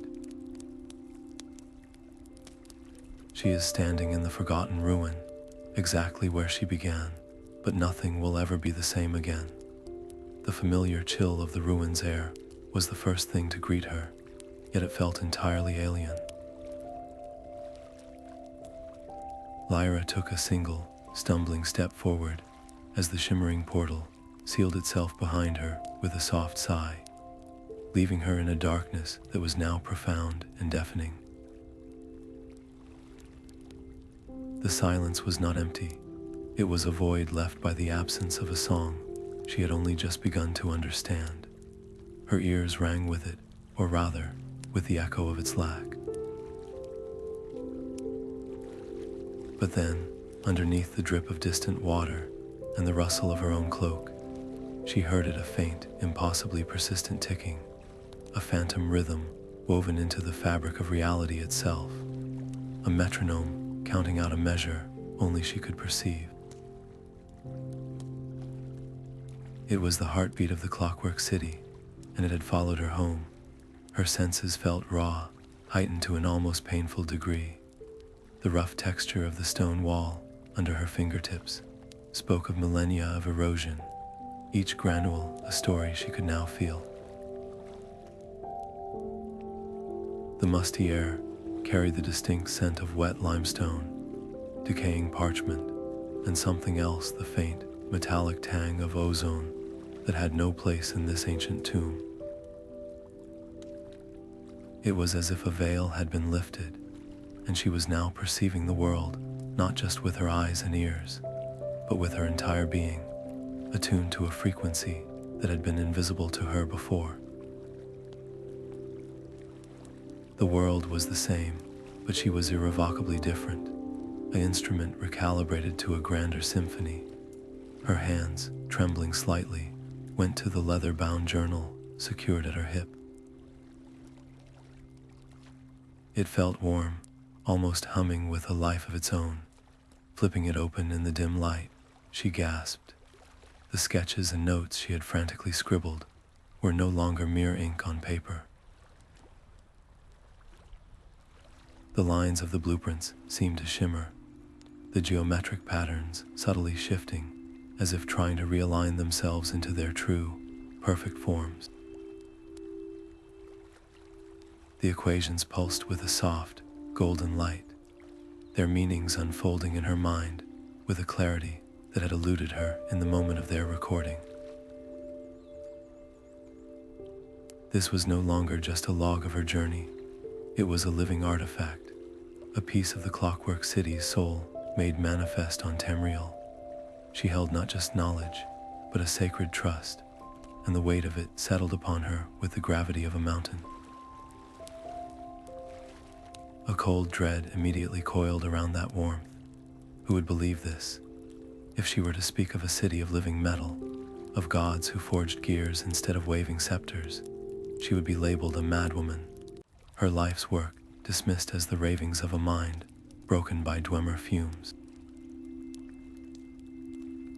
And worse than the skeptics were those who might believe her all too well, the avaricious eyes of the Synod, the ruthless ambition of the East Empire Company, the fanatical zeal of the Tribunal's remaining devotees. They would not see the beauty or the compassion in her story. They would see a weapon, a source of unimaginable power to be dissected, replicated, and turned to their own ends. The memory of the corrupted timelines in the Nexus flashed before her eyes, a future where Sotha Sil's gift became a tool of oppression. She could not, would not, let that happen.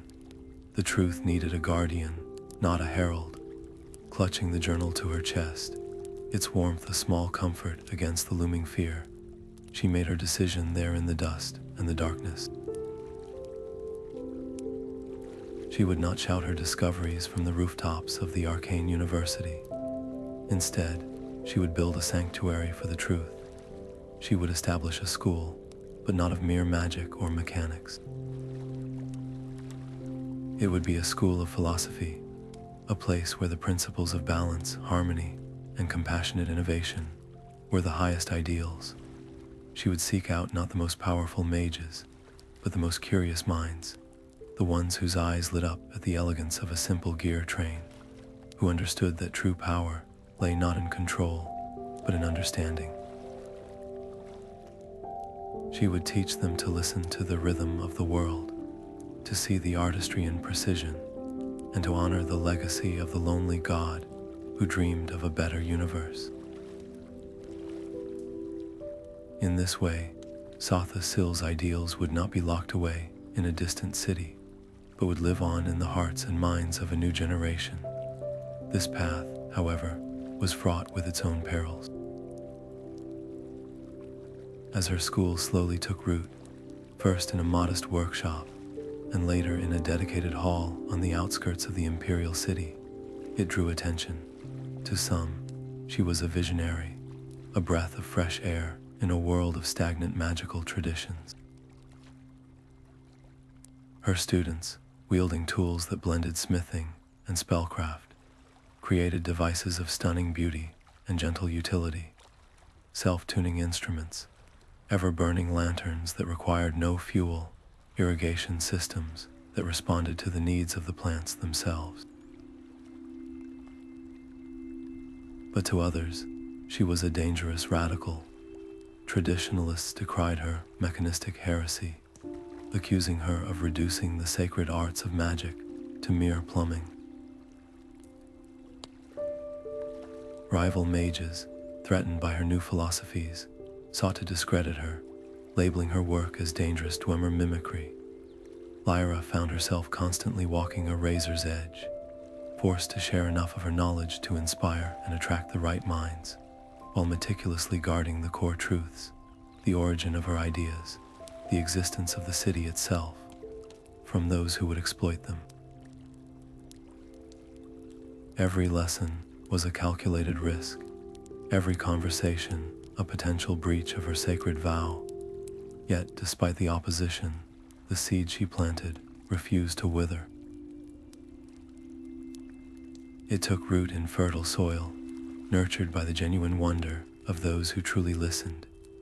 Years flowed into one another, and the modest school blossomed, its influence spreading like the gentle chime of a clock tower across the sleeping city. Her teachings began to quietly transform the very understanding of technology and magic across Tamriel, not as separate disciplines, but as two expressions of the same universal harmony. Artisans and mages who had never met her began to speak of Lyran principles, of finding the elegant solution, of building with respect for the natural order. The movement was slow, patient, and deeply rooted, a quiet revolution ticking forward one precise, thoughtful gear at a time. Years flowed like a gentle river, each season adding a new layer of wisdom to Lyra's spirit and a new stone to the foundation of her life's work. The once modest workshop had long since been outgrown, and now she stood on a windswept hill overlooking the imperial city, her silver hair whipped by the breeze as she oversaw the final stages of a project that was the culmination of all she had learned. The new observatory was not built of rough-hewn stone and timber, but of polished brass, smooth onyx, and great panes of crystal that seemed to capture and hold the daylight. Its design was a conscious echo of the Clockwork city's principles. Every arch was a perfect curve, every joint seamless, every corridor designed to carry sound in harmonious waves, rather than chaotic echoes. It was not merely a building, it was an instrument for learning, a place where the music of the spheres could be studied in an environment that itself resonated with precision and wonder. The consequences of creating such a sanctuary were immediate and profound. Within its harmonious walls, her students, no longer mere apprentices, but now fellow scholars and masters in their own right, began to flourish in ways that astonished the world.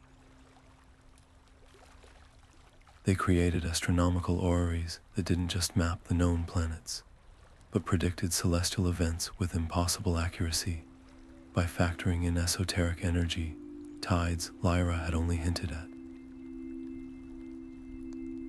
They designed Automata not for war or labor, but for healing delicate, six-armed constructs that could perform intricate surgeries with a steadiness no mortal hand could match, or gentle, humming devices that could calm a troubled mind with specific harmonic frequencies.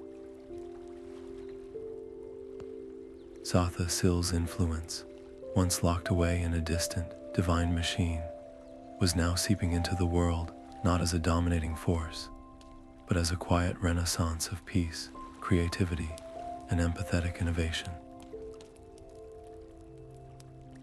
The city's legacy was no longer a secret to be guarded, but a seed that had been planted and was now blossoming in the mortal sun.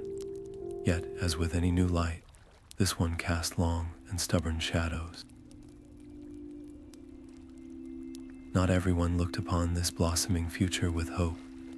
A coalition of powerful traditionalists, high-ranking priests of the tribunal temple, conservative mages from the arcane university, and even a few vocal nobles viewed Lyra's work not as progress, but as profound heresy. They preached from pulpit and podium that she was tampering with divine mechanics, arguing that the realms of gods and mortals were meant to be separate, and that her attempts to bridge them through machine and melody were an arrogant affront to the natural order. Their fear was a potent weapon, and it led to heated public debates that sometimes spilled over into uglier confrontations. On more than one occasion, the construction site was vandalized under cover of darkness, with delicate crystal lenses smashed and carefully calibrated gears smeared with mud in a crude attempt to desecrate what they couldn't understand.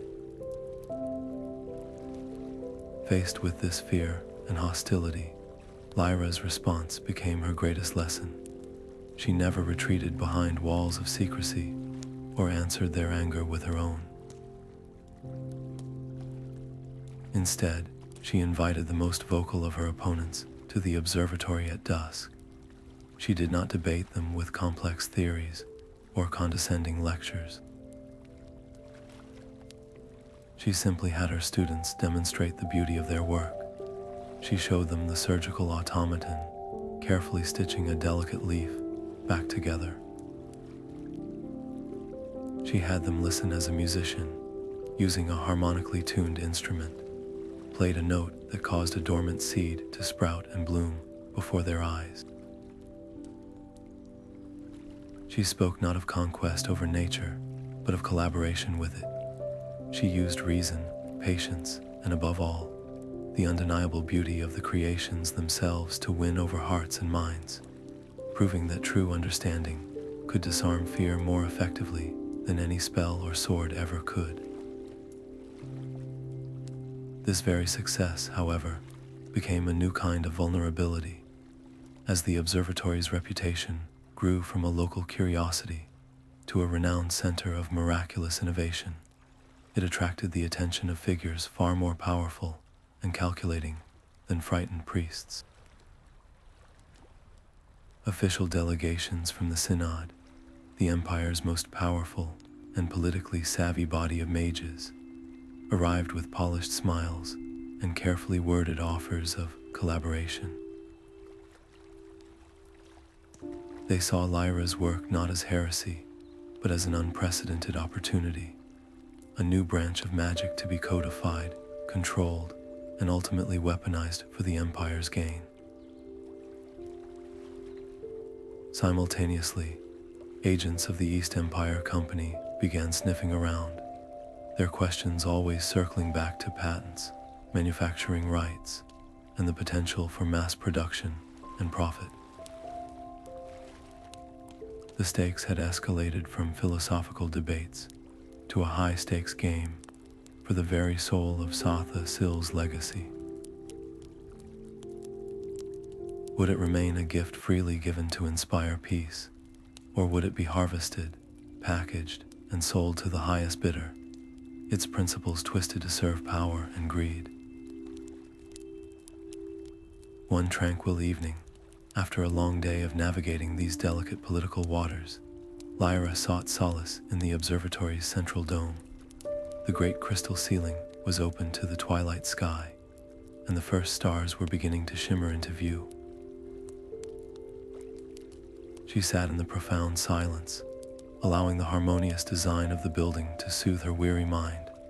She focused on her breathing, letting the anxieties of the day drift away, and as she did, she reached for that faint, ever-present ticking in the back of her soul, the comforting hum of the city that was her true touchstone. And on this night, the city answered back.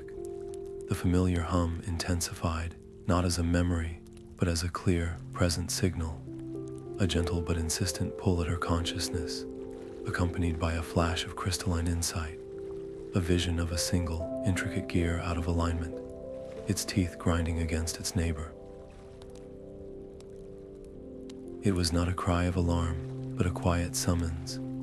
The connection was still there, as strong as ever, and the Clockwork City was reaching out, not to her past self, but to the guardian she had become, offering a new insight and perhaps a new purpose. Sleep did not come easily to her that night, her mind still humming with the day's tensions and the delicate political dances she had been forced to perform. But when sleep finally claimed her, it was not the blank emptiness of exhaustion. It was a door opening into a place of pure, resonant memory. She stood once more within the Clockwork City, but this was no mere dreamscape. It was a vision of startling clarity, every gear polished to a mirror shine, every harmonic note ringing with perfect pitch. The air itself thrummed with a purpose she felt in her bones, and then he was there. Sotha Sil did not speak. His form, composed of light and memory, simply turned toward her, his face a mask of calm urgency. He raised one hand, not in greeting, but in indication, his long fingers pointing with deliberate intent toward a distant, shadowed sector of the city she had never seen. Her eyes followed his gesture, and her dream senses sharpened. There, amidst the perfect rhythm, was a discordant shudder, a single massive gear in the far-off darkness that jerked and stuttered in its rotation, its teeth grinding against its neighbor with a screech that was felt more than heard. A hairline fracture of sickly, purple energy spider-webbed across its surface. The imbalance was a stain on the perfect music, a wrong note in the symphony, and she knew with a certainty that bypassed thought that it was spreading. She awoke with a gasp, sitting bolt upright in her bed, the warmth of the blankets a stark contrast to the cold certainty that now gripped her heart. The image of the failing gear was burned onto the back of her eyelids. This was not a memory or a fantasy. It was a summons, a plea. The city was not calling her back as a curious scholar or an admiring guest. It was calling for a guardian, the connection she had nurtured, the token over her heart, the permanent hum in her soul. They were not just souvenirs. They were a bond of responsibility. She was being tasked with preventing a cascade failure, a single point of decay that, if left unchecked, could unravel the delicate tapestry of order Sotha Sil had woven over centuries. The stakes were no longer about personal discovery. They were about the preservation of a divine legacy and the potential collapse of a reality that existed in perfect balance. A new and terrible conflict tore at her immediately. To answer this call meant she would have to leave her school, the community she had painstakingly built, the students who looked to her for guidance and protection. She was its heart, its founder, its living link to the knowledge that fueled its innovations. Her absence would create a void, one that her opponents and the ever-watchful, greedy eyes of the Empire would be all too eager to fill. Leaving now risked everything she had built crumbling in her absence, her life's work undone by neglect and predation. But the alternative, to ignore the clear, desperate need of the city, to silence the hum in her soul, and turn her back on the trust Sotha Sil had placed in her, was unthinkable. It would be a betrayal of the highest order. A disaster in the Clockwork City would not remain contained. Its failure could have repercussions that echoed through the very fabric of reality, consequences on a scale her mortal mind could not even begin to imagine. The weight of both choices threatened to crush her. Clarity came not in a thunderclap, but in a quiet, steady resolution. She could not be in two places at once, but she had not built her school to be a lone pillar. She had built it to be a living system, much like the city itself, resilient, interconnected, and capable of sustaining itself. Her teachings were the gears. Her students were the energy that turned them.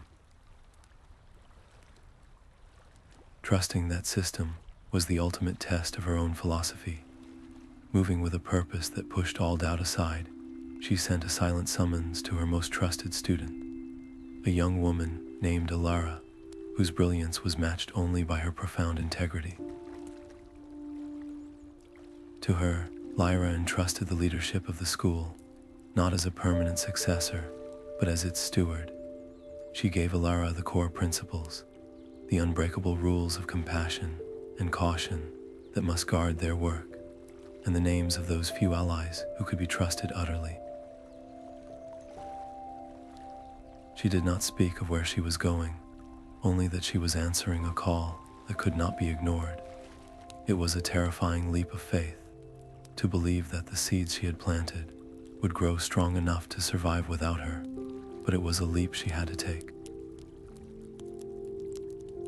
The journey back to the forgotten ruin felt longer and more perilous than her first. Every shadow seemed to hold watching eyes. Every rustle of wind sounded like a pursuer.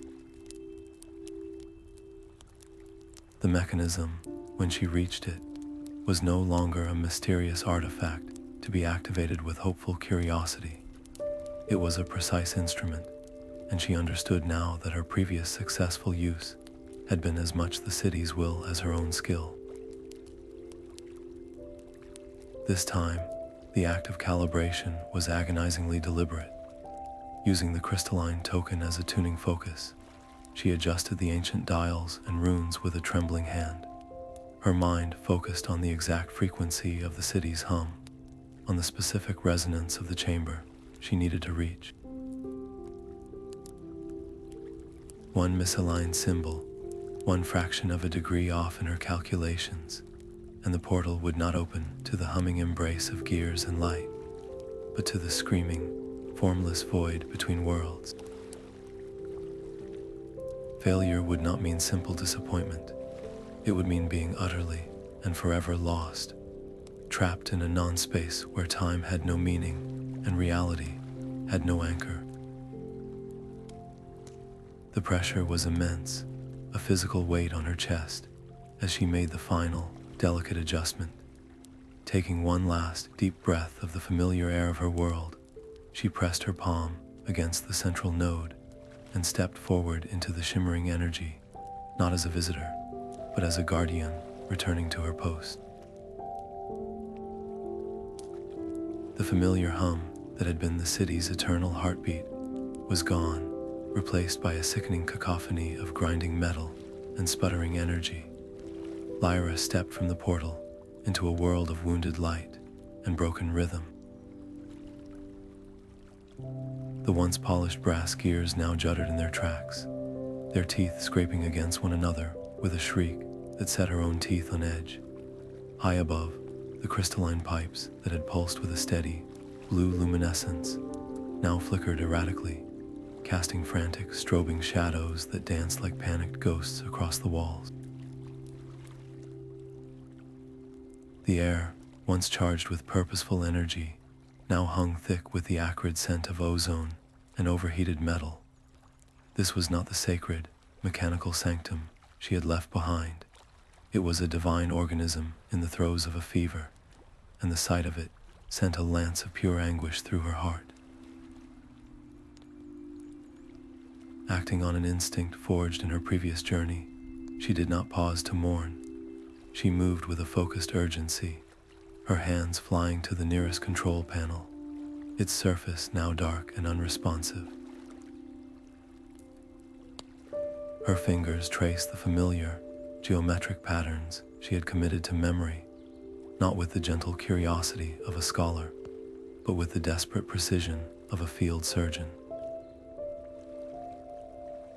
She bypassed the primary power conduits, rerouting energy through secondary channels she had only theorized about in her journal. She whispered calming sequences to sputtering crystals, her voice a steady counterpoint to the discord around her. Her efforts were not in vain.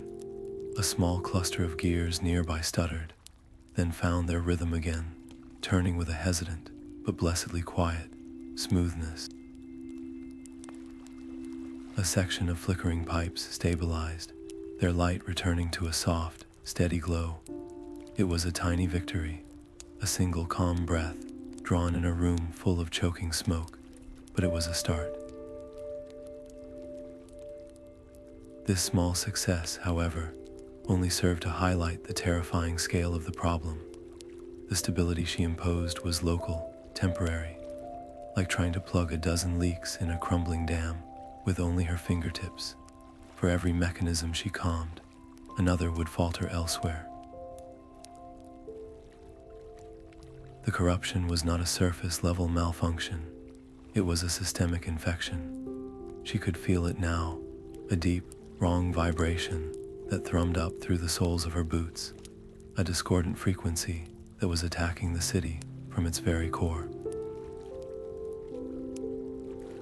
This was no simple mechanical failure, born of age or neglect. This felt intentional, a virulent external influence that had wormed its way into the city's most sacred systems, a flaw not in Sotha Sil's original design, but a poison introduced from the outside, perhaps by a careless intruder who had stumbled where they did not belong, or something far more malevolent that had actively sought to vandalize this perfect creation. Time, which had always been a measured, predictable constant within these walls, was now her enemy. Every second that the imbalance continued, the risk of permanent, irreversible damage grew exponentially.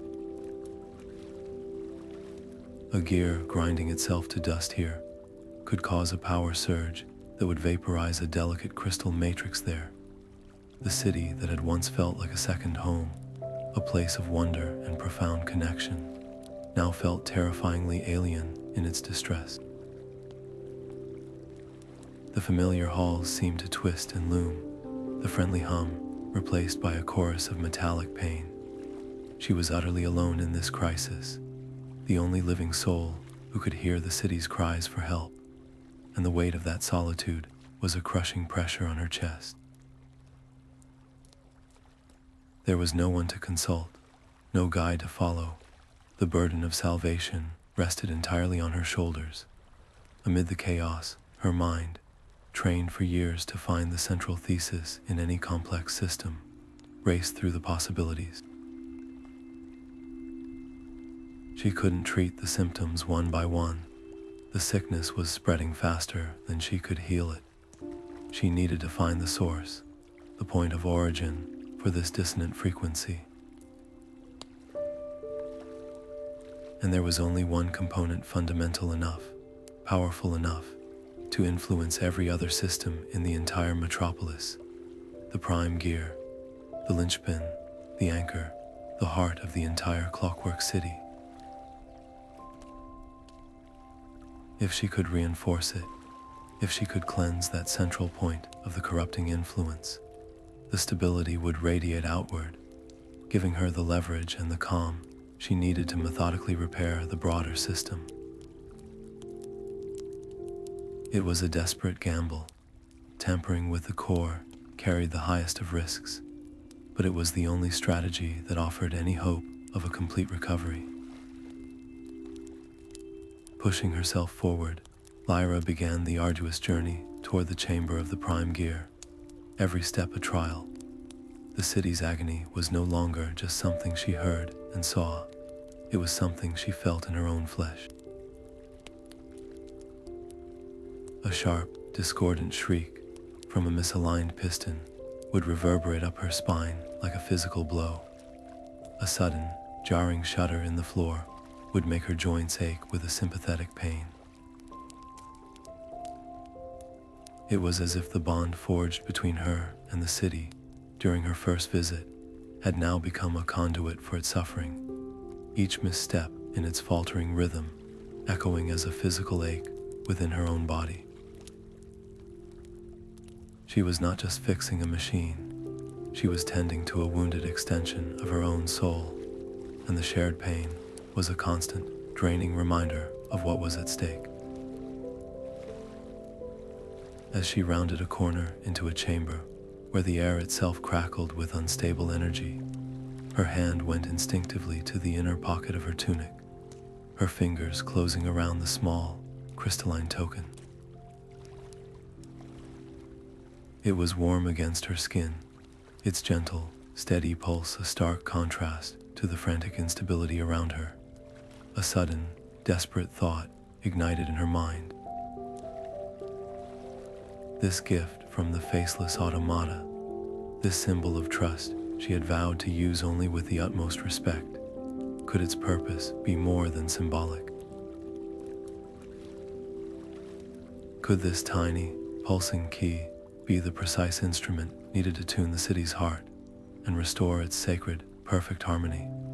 Her fingers closed around the crystalline token, its familiar warmth a tiny, steady pulse of order in the chaos. It felt alive in her palm, a captured heartbeat that thrummed in perfect sync with her own. With a reverence that bordered on prayer, she did not place it upon the prime gear. She simply brought it near, holding it just above the luminous, shuddering surface. The effect was instantaneous and breathtaking. The token activated, not with a flash, but with a deep, resonant glow that bloomed from its core, a pure, calming light that felt like the first clear note after a long silence. This light did not simply shine, it flowed. It spilled over the edges of the token like liquid harmony, washing over the prime gear in a gentle wave. Where it touched, the violent shuddering stilled. The harsh, grinding shrieks of tortured metal softened into whispers and then into a profound, waiting silence. The frantic, strobing lights of the corrupted pipes steadied, their erratic flickers coalescing into a soft, unified glow. The token was not a tool, it was a conduit, a channel for her intent, and it was amplifying her will, translating her desperate desire for healing into a language the city could understand and obey. With the cacophony silenced, Lyra could finally see the truth. The calming light from the token acted like a lens, focusing her perception on the very soul of the mechanism. There, deep within the core of the prime gear, woven between the layers of its divine substance, like a venomous root, was the source of the sickness. It was a knot of pure, malevolent energy, a viscous, purple-black corruption that pulsed with a hungry, dissonant frequency. It was not a part of the city's design. It was an invasive species, a foreign entity that had somehow breached the sacred defenses and attached itself to the heart of the machine, feeding on its perfect order and twisting it into agony. Seeing it so clearly, a cold fury mixed with her fear. This was no accident of time or where. This was a violation. The clarity brought by the token's light also revealed the terrifying delicacy of the task ahead. The corruption was not sitting on the surface. It had sent fine, hair-like tendrils deep into the gear's metaphysical structure. To simply rip it out would be like tearing a vital organ from a living body. It would cause catastrophic damage, potentially shattering the prime gear's integrity and severing the connections that fed life to every corner of the city. The token itself, for all its power, felt fragile in her hand. She sensed that channeling too much force through it, or directing that force with even a moment of clumsy anger, could cause the delicate crystal to fracture, severing her connection and leaving the city defenseless against the corruption's final, destructive throes. Every move had to be perfect, a surgical strike of unimaginable precision. Faced with this impossible surgery, Lyra realized that her own mortal skills, even amplified by the token, were insufficient. She could not do this alone. Closing her eyes, she made the most profound decision of her life. She did not push her consciousness out toward the city. Instead, she opened herself completely, dissolving the mental barriers that separated herself from the vast intelligence of the machine. She invited the city's wisdom in, not as a guest, but as a partner. It was a terrifying surrender of control, a merging of her mind with the ancient, cool consciousness of Sotha Sil's creation. For a dizzying moment, she was everywhere at once. She was the flow of energy through a distant pipe, the turning of a tiny gear in a forgotten chamber, the silent watchfulness of 1,000 automatons. Then, that vast awareness focused, flowing back into her hands, guiding them with a certainty that was not her own. Her fingers, now steadied by the will of a god, began to move. The extraction was an agony of exquisite slowness. It was not a physical pulling, but an unraveling, a careful loosening of each toxic thread from the pure energy of the gear. With each tendril she dislodged, guided by the city's timeless knowledge, she felt a corresponding drain on her own vitality. It was as if the corruption fed on life force, and she was offering her own as a ransom for the city's. Her breath came in short, ragged gasps. Her muscles trembled with a deep, soul-deep exhaustion. Sweat beaded on her forehead, and a trickle of blood ran from her nose from the immense mental strain. The room began to swim at the edges of her vision, darkness threatening to claim her. But she held on, her love for this place, for its beauty, its purpose, its lonely creator, forming an unbreakable chain, tethering her to the task. She would not let go. She would not fail. She would give every last ounce of her strength to see this through. Then, with a final, soft sigh that seemed to come from the very walls, the last vestige of the purple-black energy dissolved under the token's pure light. It vanished not with an explosion, but with a sense of release, like a foul vapor dispelled by a clean wind. The effect was instantaneous and glorious. The prime gear, freed from its parasite, began to rotate with a smooth, silent, and impossibly powerful motion. Its light, once a pained flicker, now shone with a brilliant, steady radiance that filled the chamber. This light did not stop at the walls. It pulsed outward through the crystalline pipes, along the brass conduits, through the very floors and ceilings, racing through the entire city like a wave of healing energy. The distant grinding ceased, the shuddering stillness calmed, the frantic lights stabilized, and then, one by one, every mechanism in the Clockwork City fell back into its perfect, ordained rhythm. But it was more than a restoration. The harmony that returned was deeper, richer, and stronger than before, as if the city had been tempered by the trial, its song now vibrating with a profound, resonant gratitude that flowed back through the bond and into Lyra's own heart, filling her with a warmth that slowly began to ease her crushing exhaustion. With the invasive corruption purged and the prime gear restored to its luminous, perfect rhythm, the true work of healing began. The city's song had returned, but it was a melody in need of careful tuning, a symphony requiring every instrument to be perfectly in harmony once more. Lyra did not rest. She became the conductor of this great mechanical orchestra, guided by the deep, intuitive understanding granted to her during the merging. She moved through the now calm halls, her hands and her will directing the city's recovery. She did not work alone. The faceless automatons were her partners in this sacred labor, their silent, fluid movements perfectly synced with her intentions. Where a crystal lens had been clouded by the destabilizing energies, a dozen tiny workers would descend with polishing cloths of impossibly fine material, restoring its clarity under her watchful eye.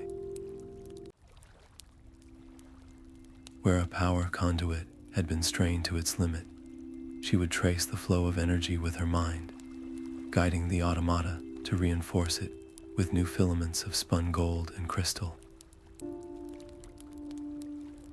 This was a process of profound realignment, of checking every connection, polishing every surface, and recalibrating every frequency until the entire metropolis hummed not just with its original perfection, but with a newfound strength born from having endured and overcome a profound trial. The consequences of this communal effort were nothing short of miraculous. The Clockwork City did not simply return to its previous state, it evolved. Lyra's mortal perspective, her unique experiences with chaos and adaptation, had been absorbed into the city's consciousness during their merger. Her insights became a new thread woven into the grand tapestry of Sotha Sil's design. Subtle, elegant improvements manifested throughout the systems. Redundant pathways appeared in critical energy flows, creating fail-safes that had not existed before. The automata developed a new, slightly more inquisitive tilt to their smooth heads when interacting with her, as if they had learned a fraction of her creative problem solving. The very air seemed to hold a new resonance, one that was just as perfectly ordered, but now more adaptable, more resilient to external disruptions. The city had been scarred, but like a bone that heals stronger at the break, it had integrated the experience into its very being, emerging not just restored, but refined. A deep, quiet conflict began to grow within Lyra as the last systems were tuned and the final crystals pulsed with steady light. Her work was complete. The city was whole, even improved, yet the thought of stepping back through a portal to Tamriel felt less like a homecoming and more like an amputation. The profound connection she had forged with the city's consciousness was not something she could simply switch off. She could feel the gentle hum of distant gears in her bones, sense the peaceful flow of energy through the pipes, as if it were her own blood circulating.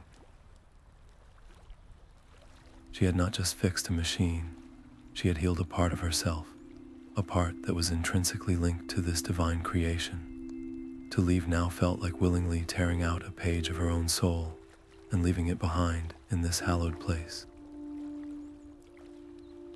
She was no longer just a visitor or a guardian. She had become a living component in the great machine, and the idea of separation was a uniquely personal agony. Standing in the serene silence of the now pristine central chamber, she found her resolution. A complete separation was impossible, and perhaps it was not what was meant to be. The city had been alone for too long before her arrival, and she had seen the profound loneliness that had fueled its creation. She would not allow that to happen again, nor would she hoard the wonder of this place for herself. Instead, she focused her will, drawing upon the deep connection she shared with the city's core. She envisioned not a wide open doorway, but a single, fine, luminous thread, a conduit of pure intentionality stretching from her heart back to the prime gear. She poured into this thread a specific, limited protocol, a channel for the occasional, gentle exchange of ideas, a way for the harmonious principles of the city to subtly inspire the work at her school, and a means for her to, on rare occasion, offer a quiet greeting or receive a soft pulse of reassurance. It was a permanent, two-way link, but one built with the utmost care and restriction, a bridge of thought rather than a road for travel. This decision to forge a permanent bond elevated the stakes of her life's mission to a breathtaking new height. The connection was a lifeline, a promise that the city would never again face a crisis in utter solitude, but it was also a profound vulnerability, a secret artery linking a divine creation to the mortal world. She understood with chilling clarity that this link, however well guarded, could become a target. There were forces in Tamriel, ruthless mages, power-hungry empires, fanatical cults who would tear the world apart to find such a conduit to a god's power. Her role was no longer just that of a teacher or a guardian. She was now the sole warden of the most delicate border in existence. Her every action, every conversation, every choice of who to trust would now be weighed against this ultimate responsibility. She would have to live a life of unwavering vigilance, protecting the secret not just in her journal, but in the very fabric of her being, forever guarding against any who might seek to abuse this sacred connection for their own selfish ends. As she silently communicated her readiness to depart through the newly formed link, the city responded not with sorrow, but with a gesture of profound gratitude. From a nearby archway, the same automaton that had first greeted her glided forward. In its delicate claspers, it held a new object. It was a locket, no larger than her thumb, crafted from a warm, golden metal that felt both familiar and alien. Its surface was etched with a miniature, perfect depiction of the prime gear. It did not ask her to open it. Instead, she simply held it in her palm. And within her hand, she felt it a soft, steady, and unmistakable tick-tock, tick-tock. It was not a sound that traveled through the air, but a vibration that resonated directly with her soul, a tiny, captured piece of the city's eternal rhythm.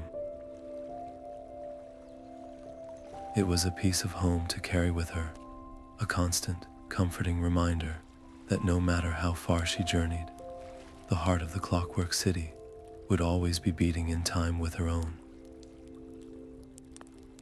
The familiar scent of damp earth and old stone filled her lungs as the portal's light faded behind her, but the air of Tamriel felt different now, thinner, almost hollow, after breathing the charged atmosphere of the divine machine. The golden locket rested warm and heavy against her chest, its steady, silent, ticking a constant and comforting anchor in the silence of the ruin. For a long moment, Lyra simply stood there, allowing the two realities to settle within her. The profound harmony of the Clockwork city, now a permanent, humming bass line beneath the chaotic symphony of the mortal world. Her journey was over, yet in so many ways, it was only just beginning. Her return to the school was not the homecoming of a weary traveler, but the arrival of a pilgrim transformed. She pushed open the door to her workshop to find not the quiet disarray she had left behind, but a hive of vibrant, focused activity. The air hummed not with the city's perfect frequency, but with the energetic buzz of mortal curiosity and creation.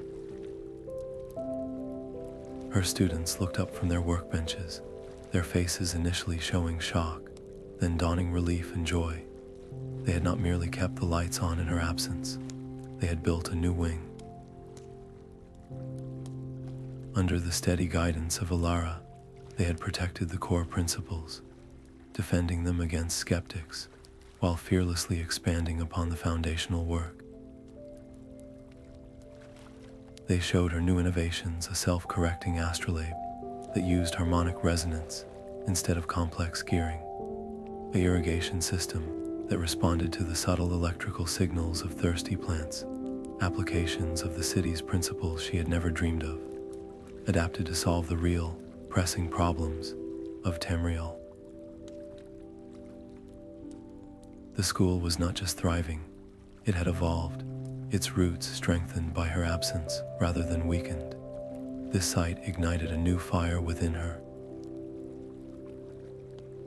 Her experiences in the heart of the divine machine had deepened her wisdom from academic understanding into embodied knowledge. She no longer just taught the principles of balance and precision. She lived them. Her every movement, her every word, now carried the quiet authority of one who had communed with the source of those ideas. Her lessons became less about theory and more about feeling. She taught her students to listen for the natural harmonics in a piece of forged steel, to see the elegant geometry in a spider's web, to understand that compassion was the truest form of engineering. She showed them how the city's relentless pursuit of order was not about imposing control, but about eliminating suffering, about creating a space where all things could function in peace. This wasn't just mechanics, it was a new philosophy, a way of being that blended celestial mathematics with earthly empathy. Naturally, this profound shift did not win over everyone immediately.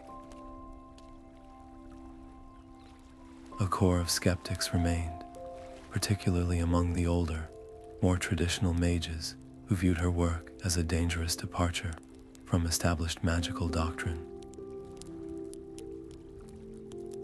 They whispered in the corners of the arcane university, calling her teachings mechanistic heresy and dismissing the tangible results as dangerous parlor tricks.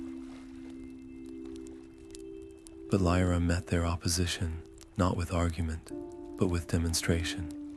When a master enchanter claimed her harmonic resonators were unstable, she invited him to the workshop and had a novice student use one to safely calm a magically enraged creature.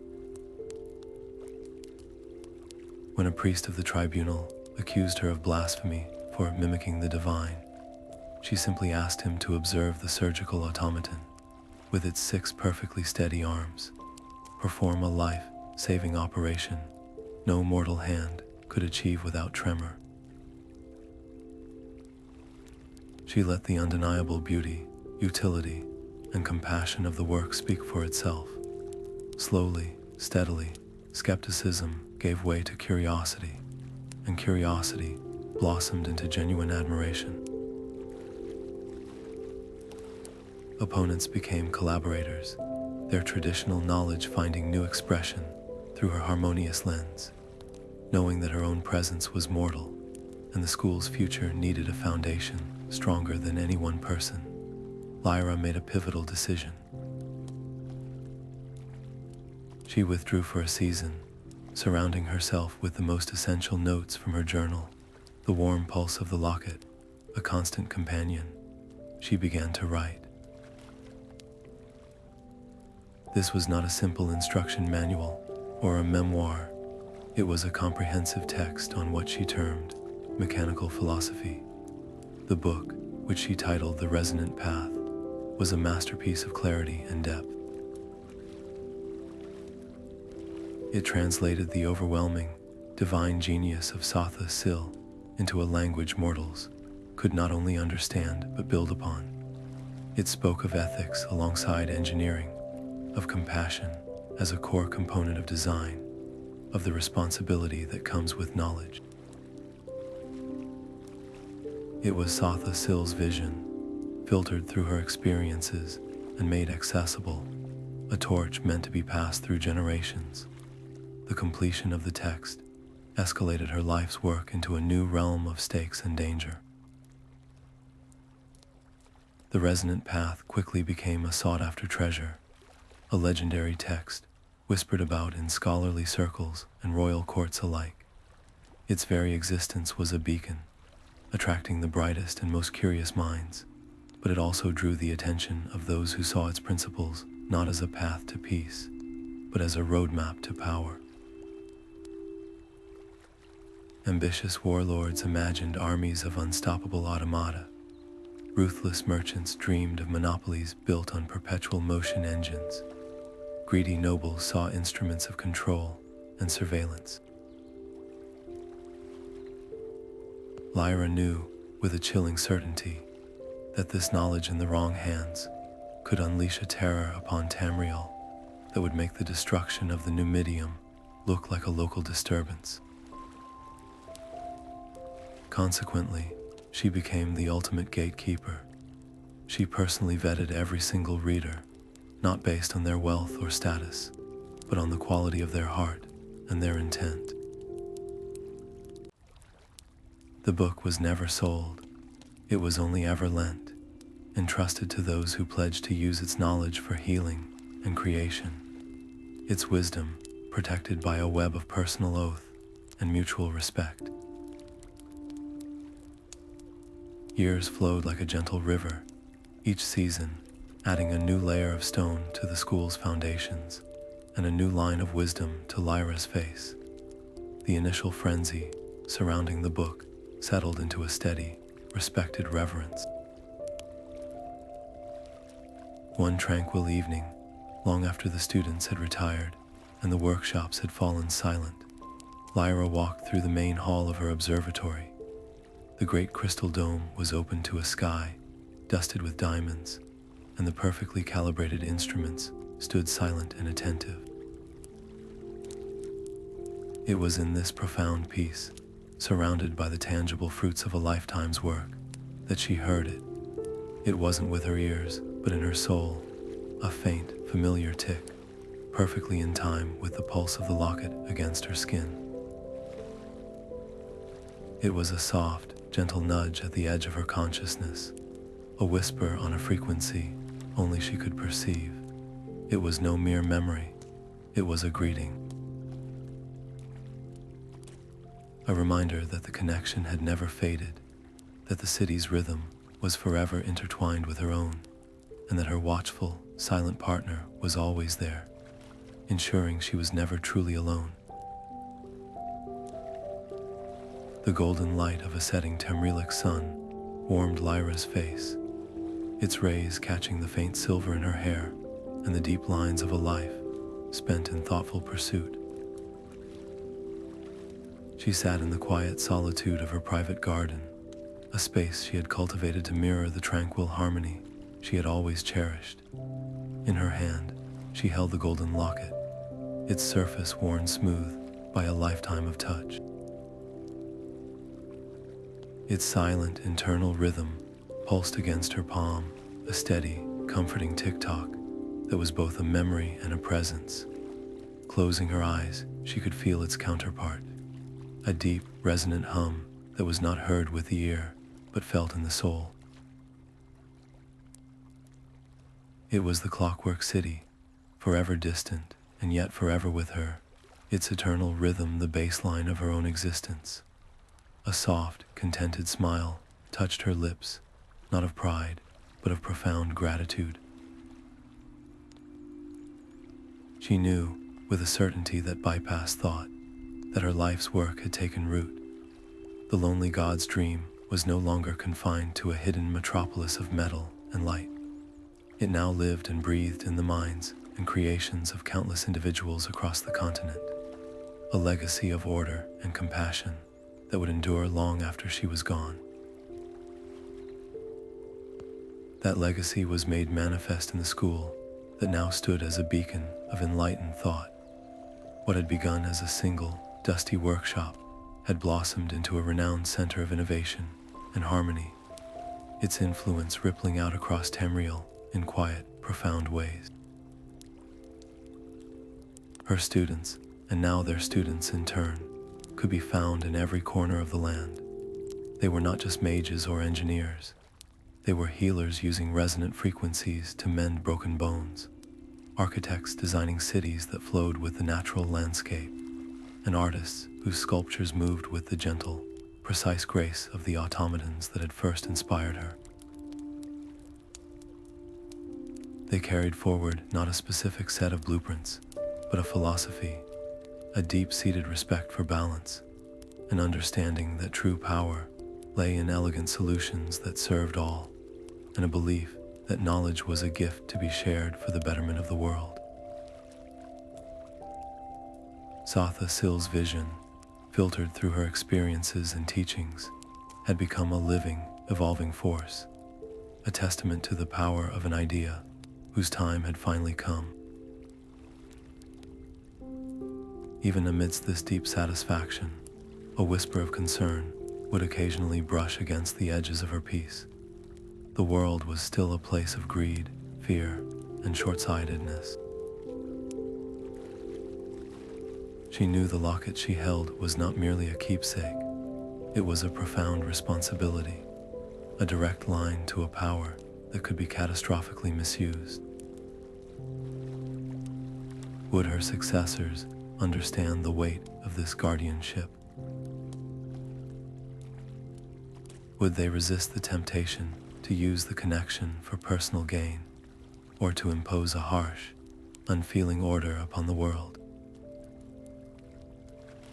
She watched the younger generations with a careful eye, looking for the subtle signs of the balance she cherished, the compassion that tempered logic, the humility that accompanied great skill, the respect for the natural chaos that required a gentle hand to guide, not an iron fist to control. Her worry was not born of distrust, but of a protector's love for something infinitely precious and fragile. Ultimately, her anxiety was always soothed by a deeper trust, a trust in the principles themselves. She had not taught her students what to think, but how to think.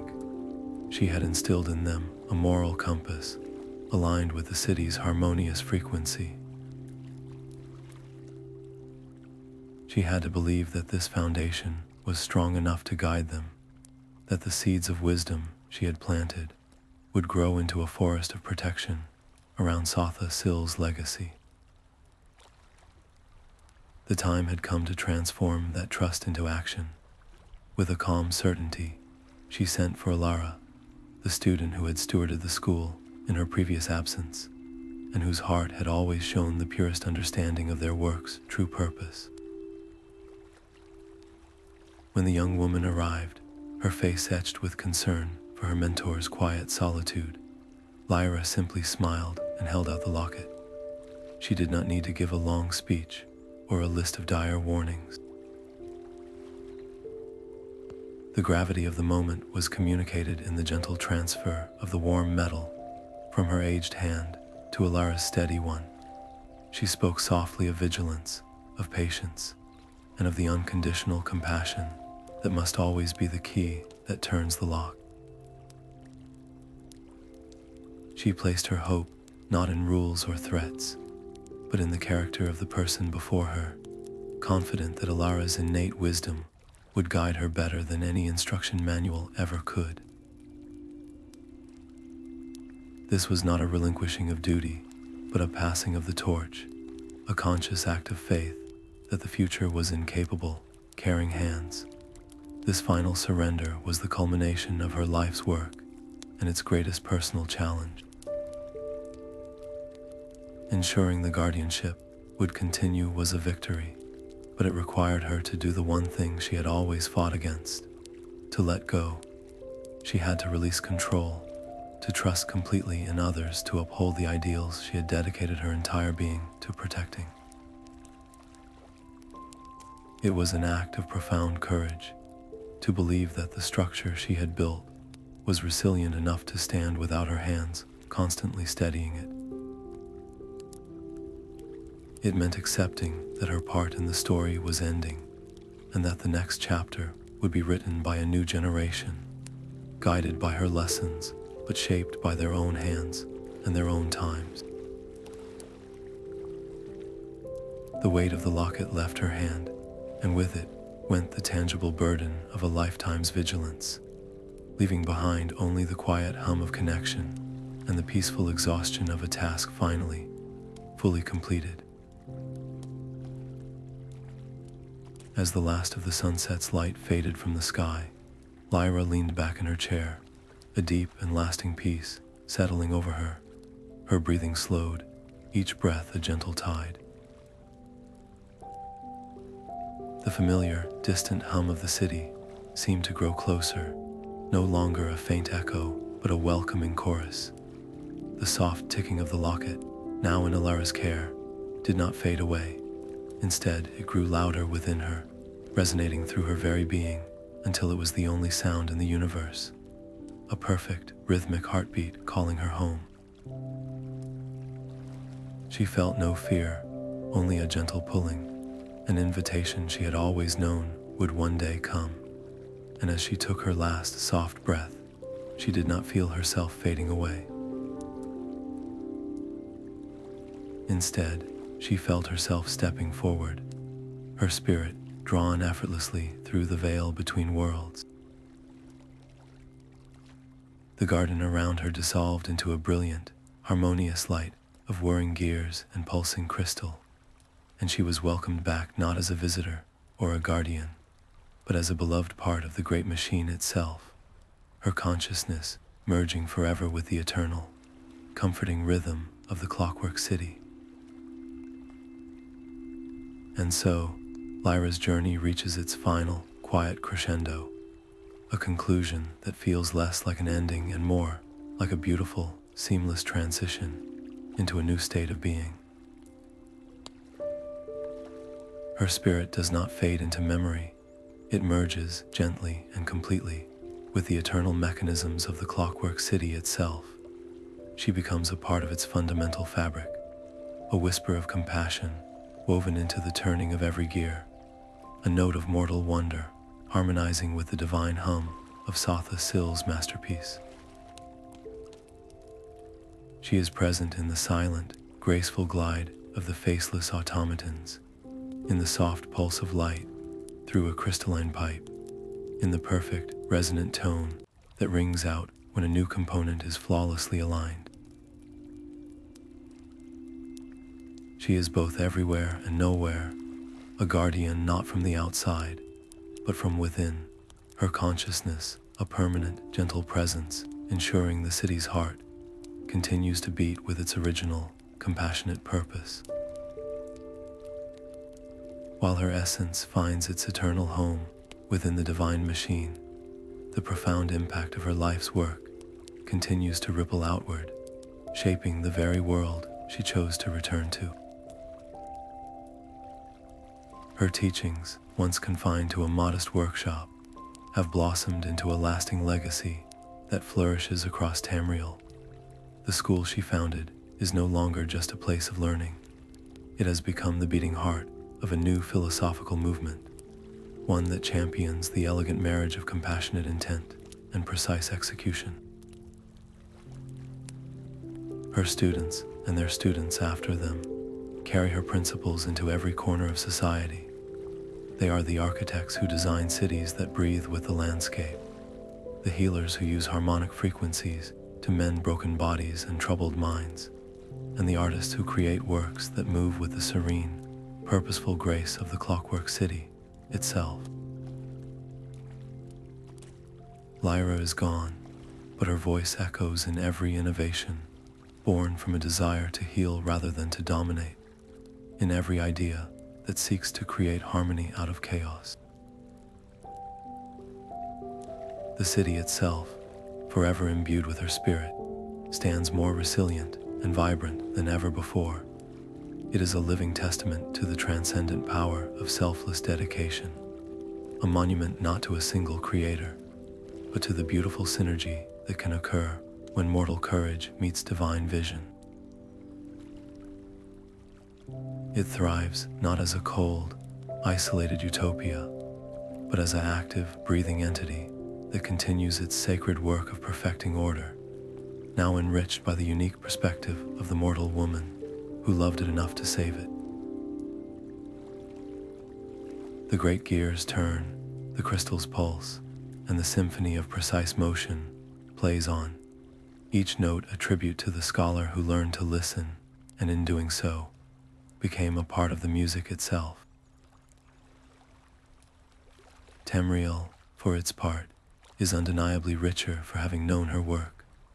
The realm of mortals, so often fractured by conflict and short-sightedness, has been graced with a new way of seeing. The principles Lyra brought forth from the hidden city have ignited a quiet revolution of thought, inspiring a generation to look beyond brute force and fleeting power, and to instead seek solutions that are sustainable, elegant, and kind. The influence of her mechanical philosophy is visible in the cleaner waterways of the Imperial City, the more efficient and humane workshops of Skyrim, and the collaborative spirit beginning to bridge ancient enmities between guilds and factions.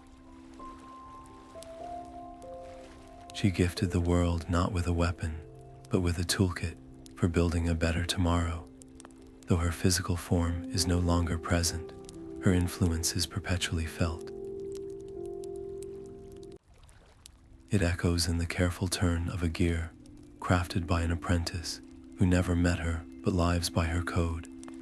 It resonates in the melody of a song composed on an instrument tuned to the harmonic scales she helped rediscover. It is present in the quiet moment of a gardener who chooses to work with the land rather than force it into submission. Every time a problem is solved with patience instead of violence, with empathy instead of arrogance, Lyra's legacy is honored. She proved that one life, dedicated to curiosity and compassion, can alter the destiny of a world, ensuring that the divine machine's song, a melody of order, hope, and boundless wonder, will continue to echo through the ages.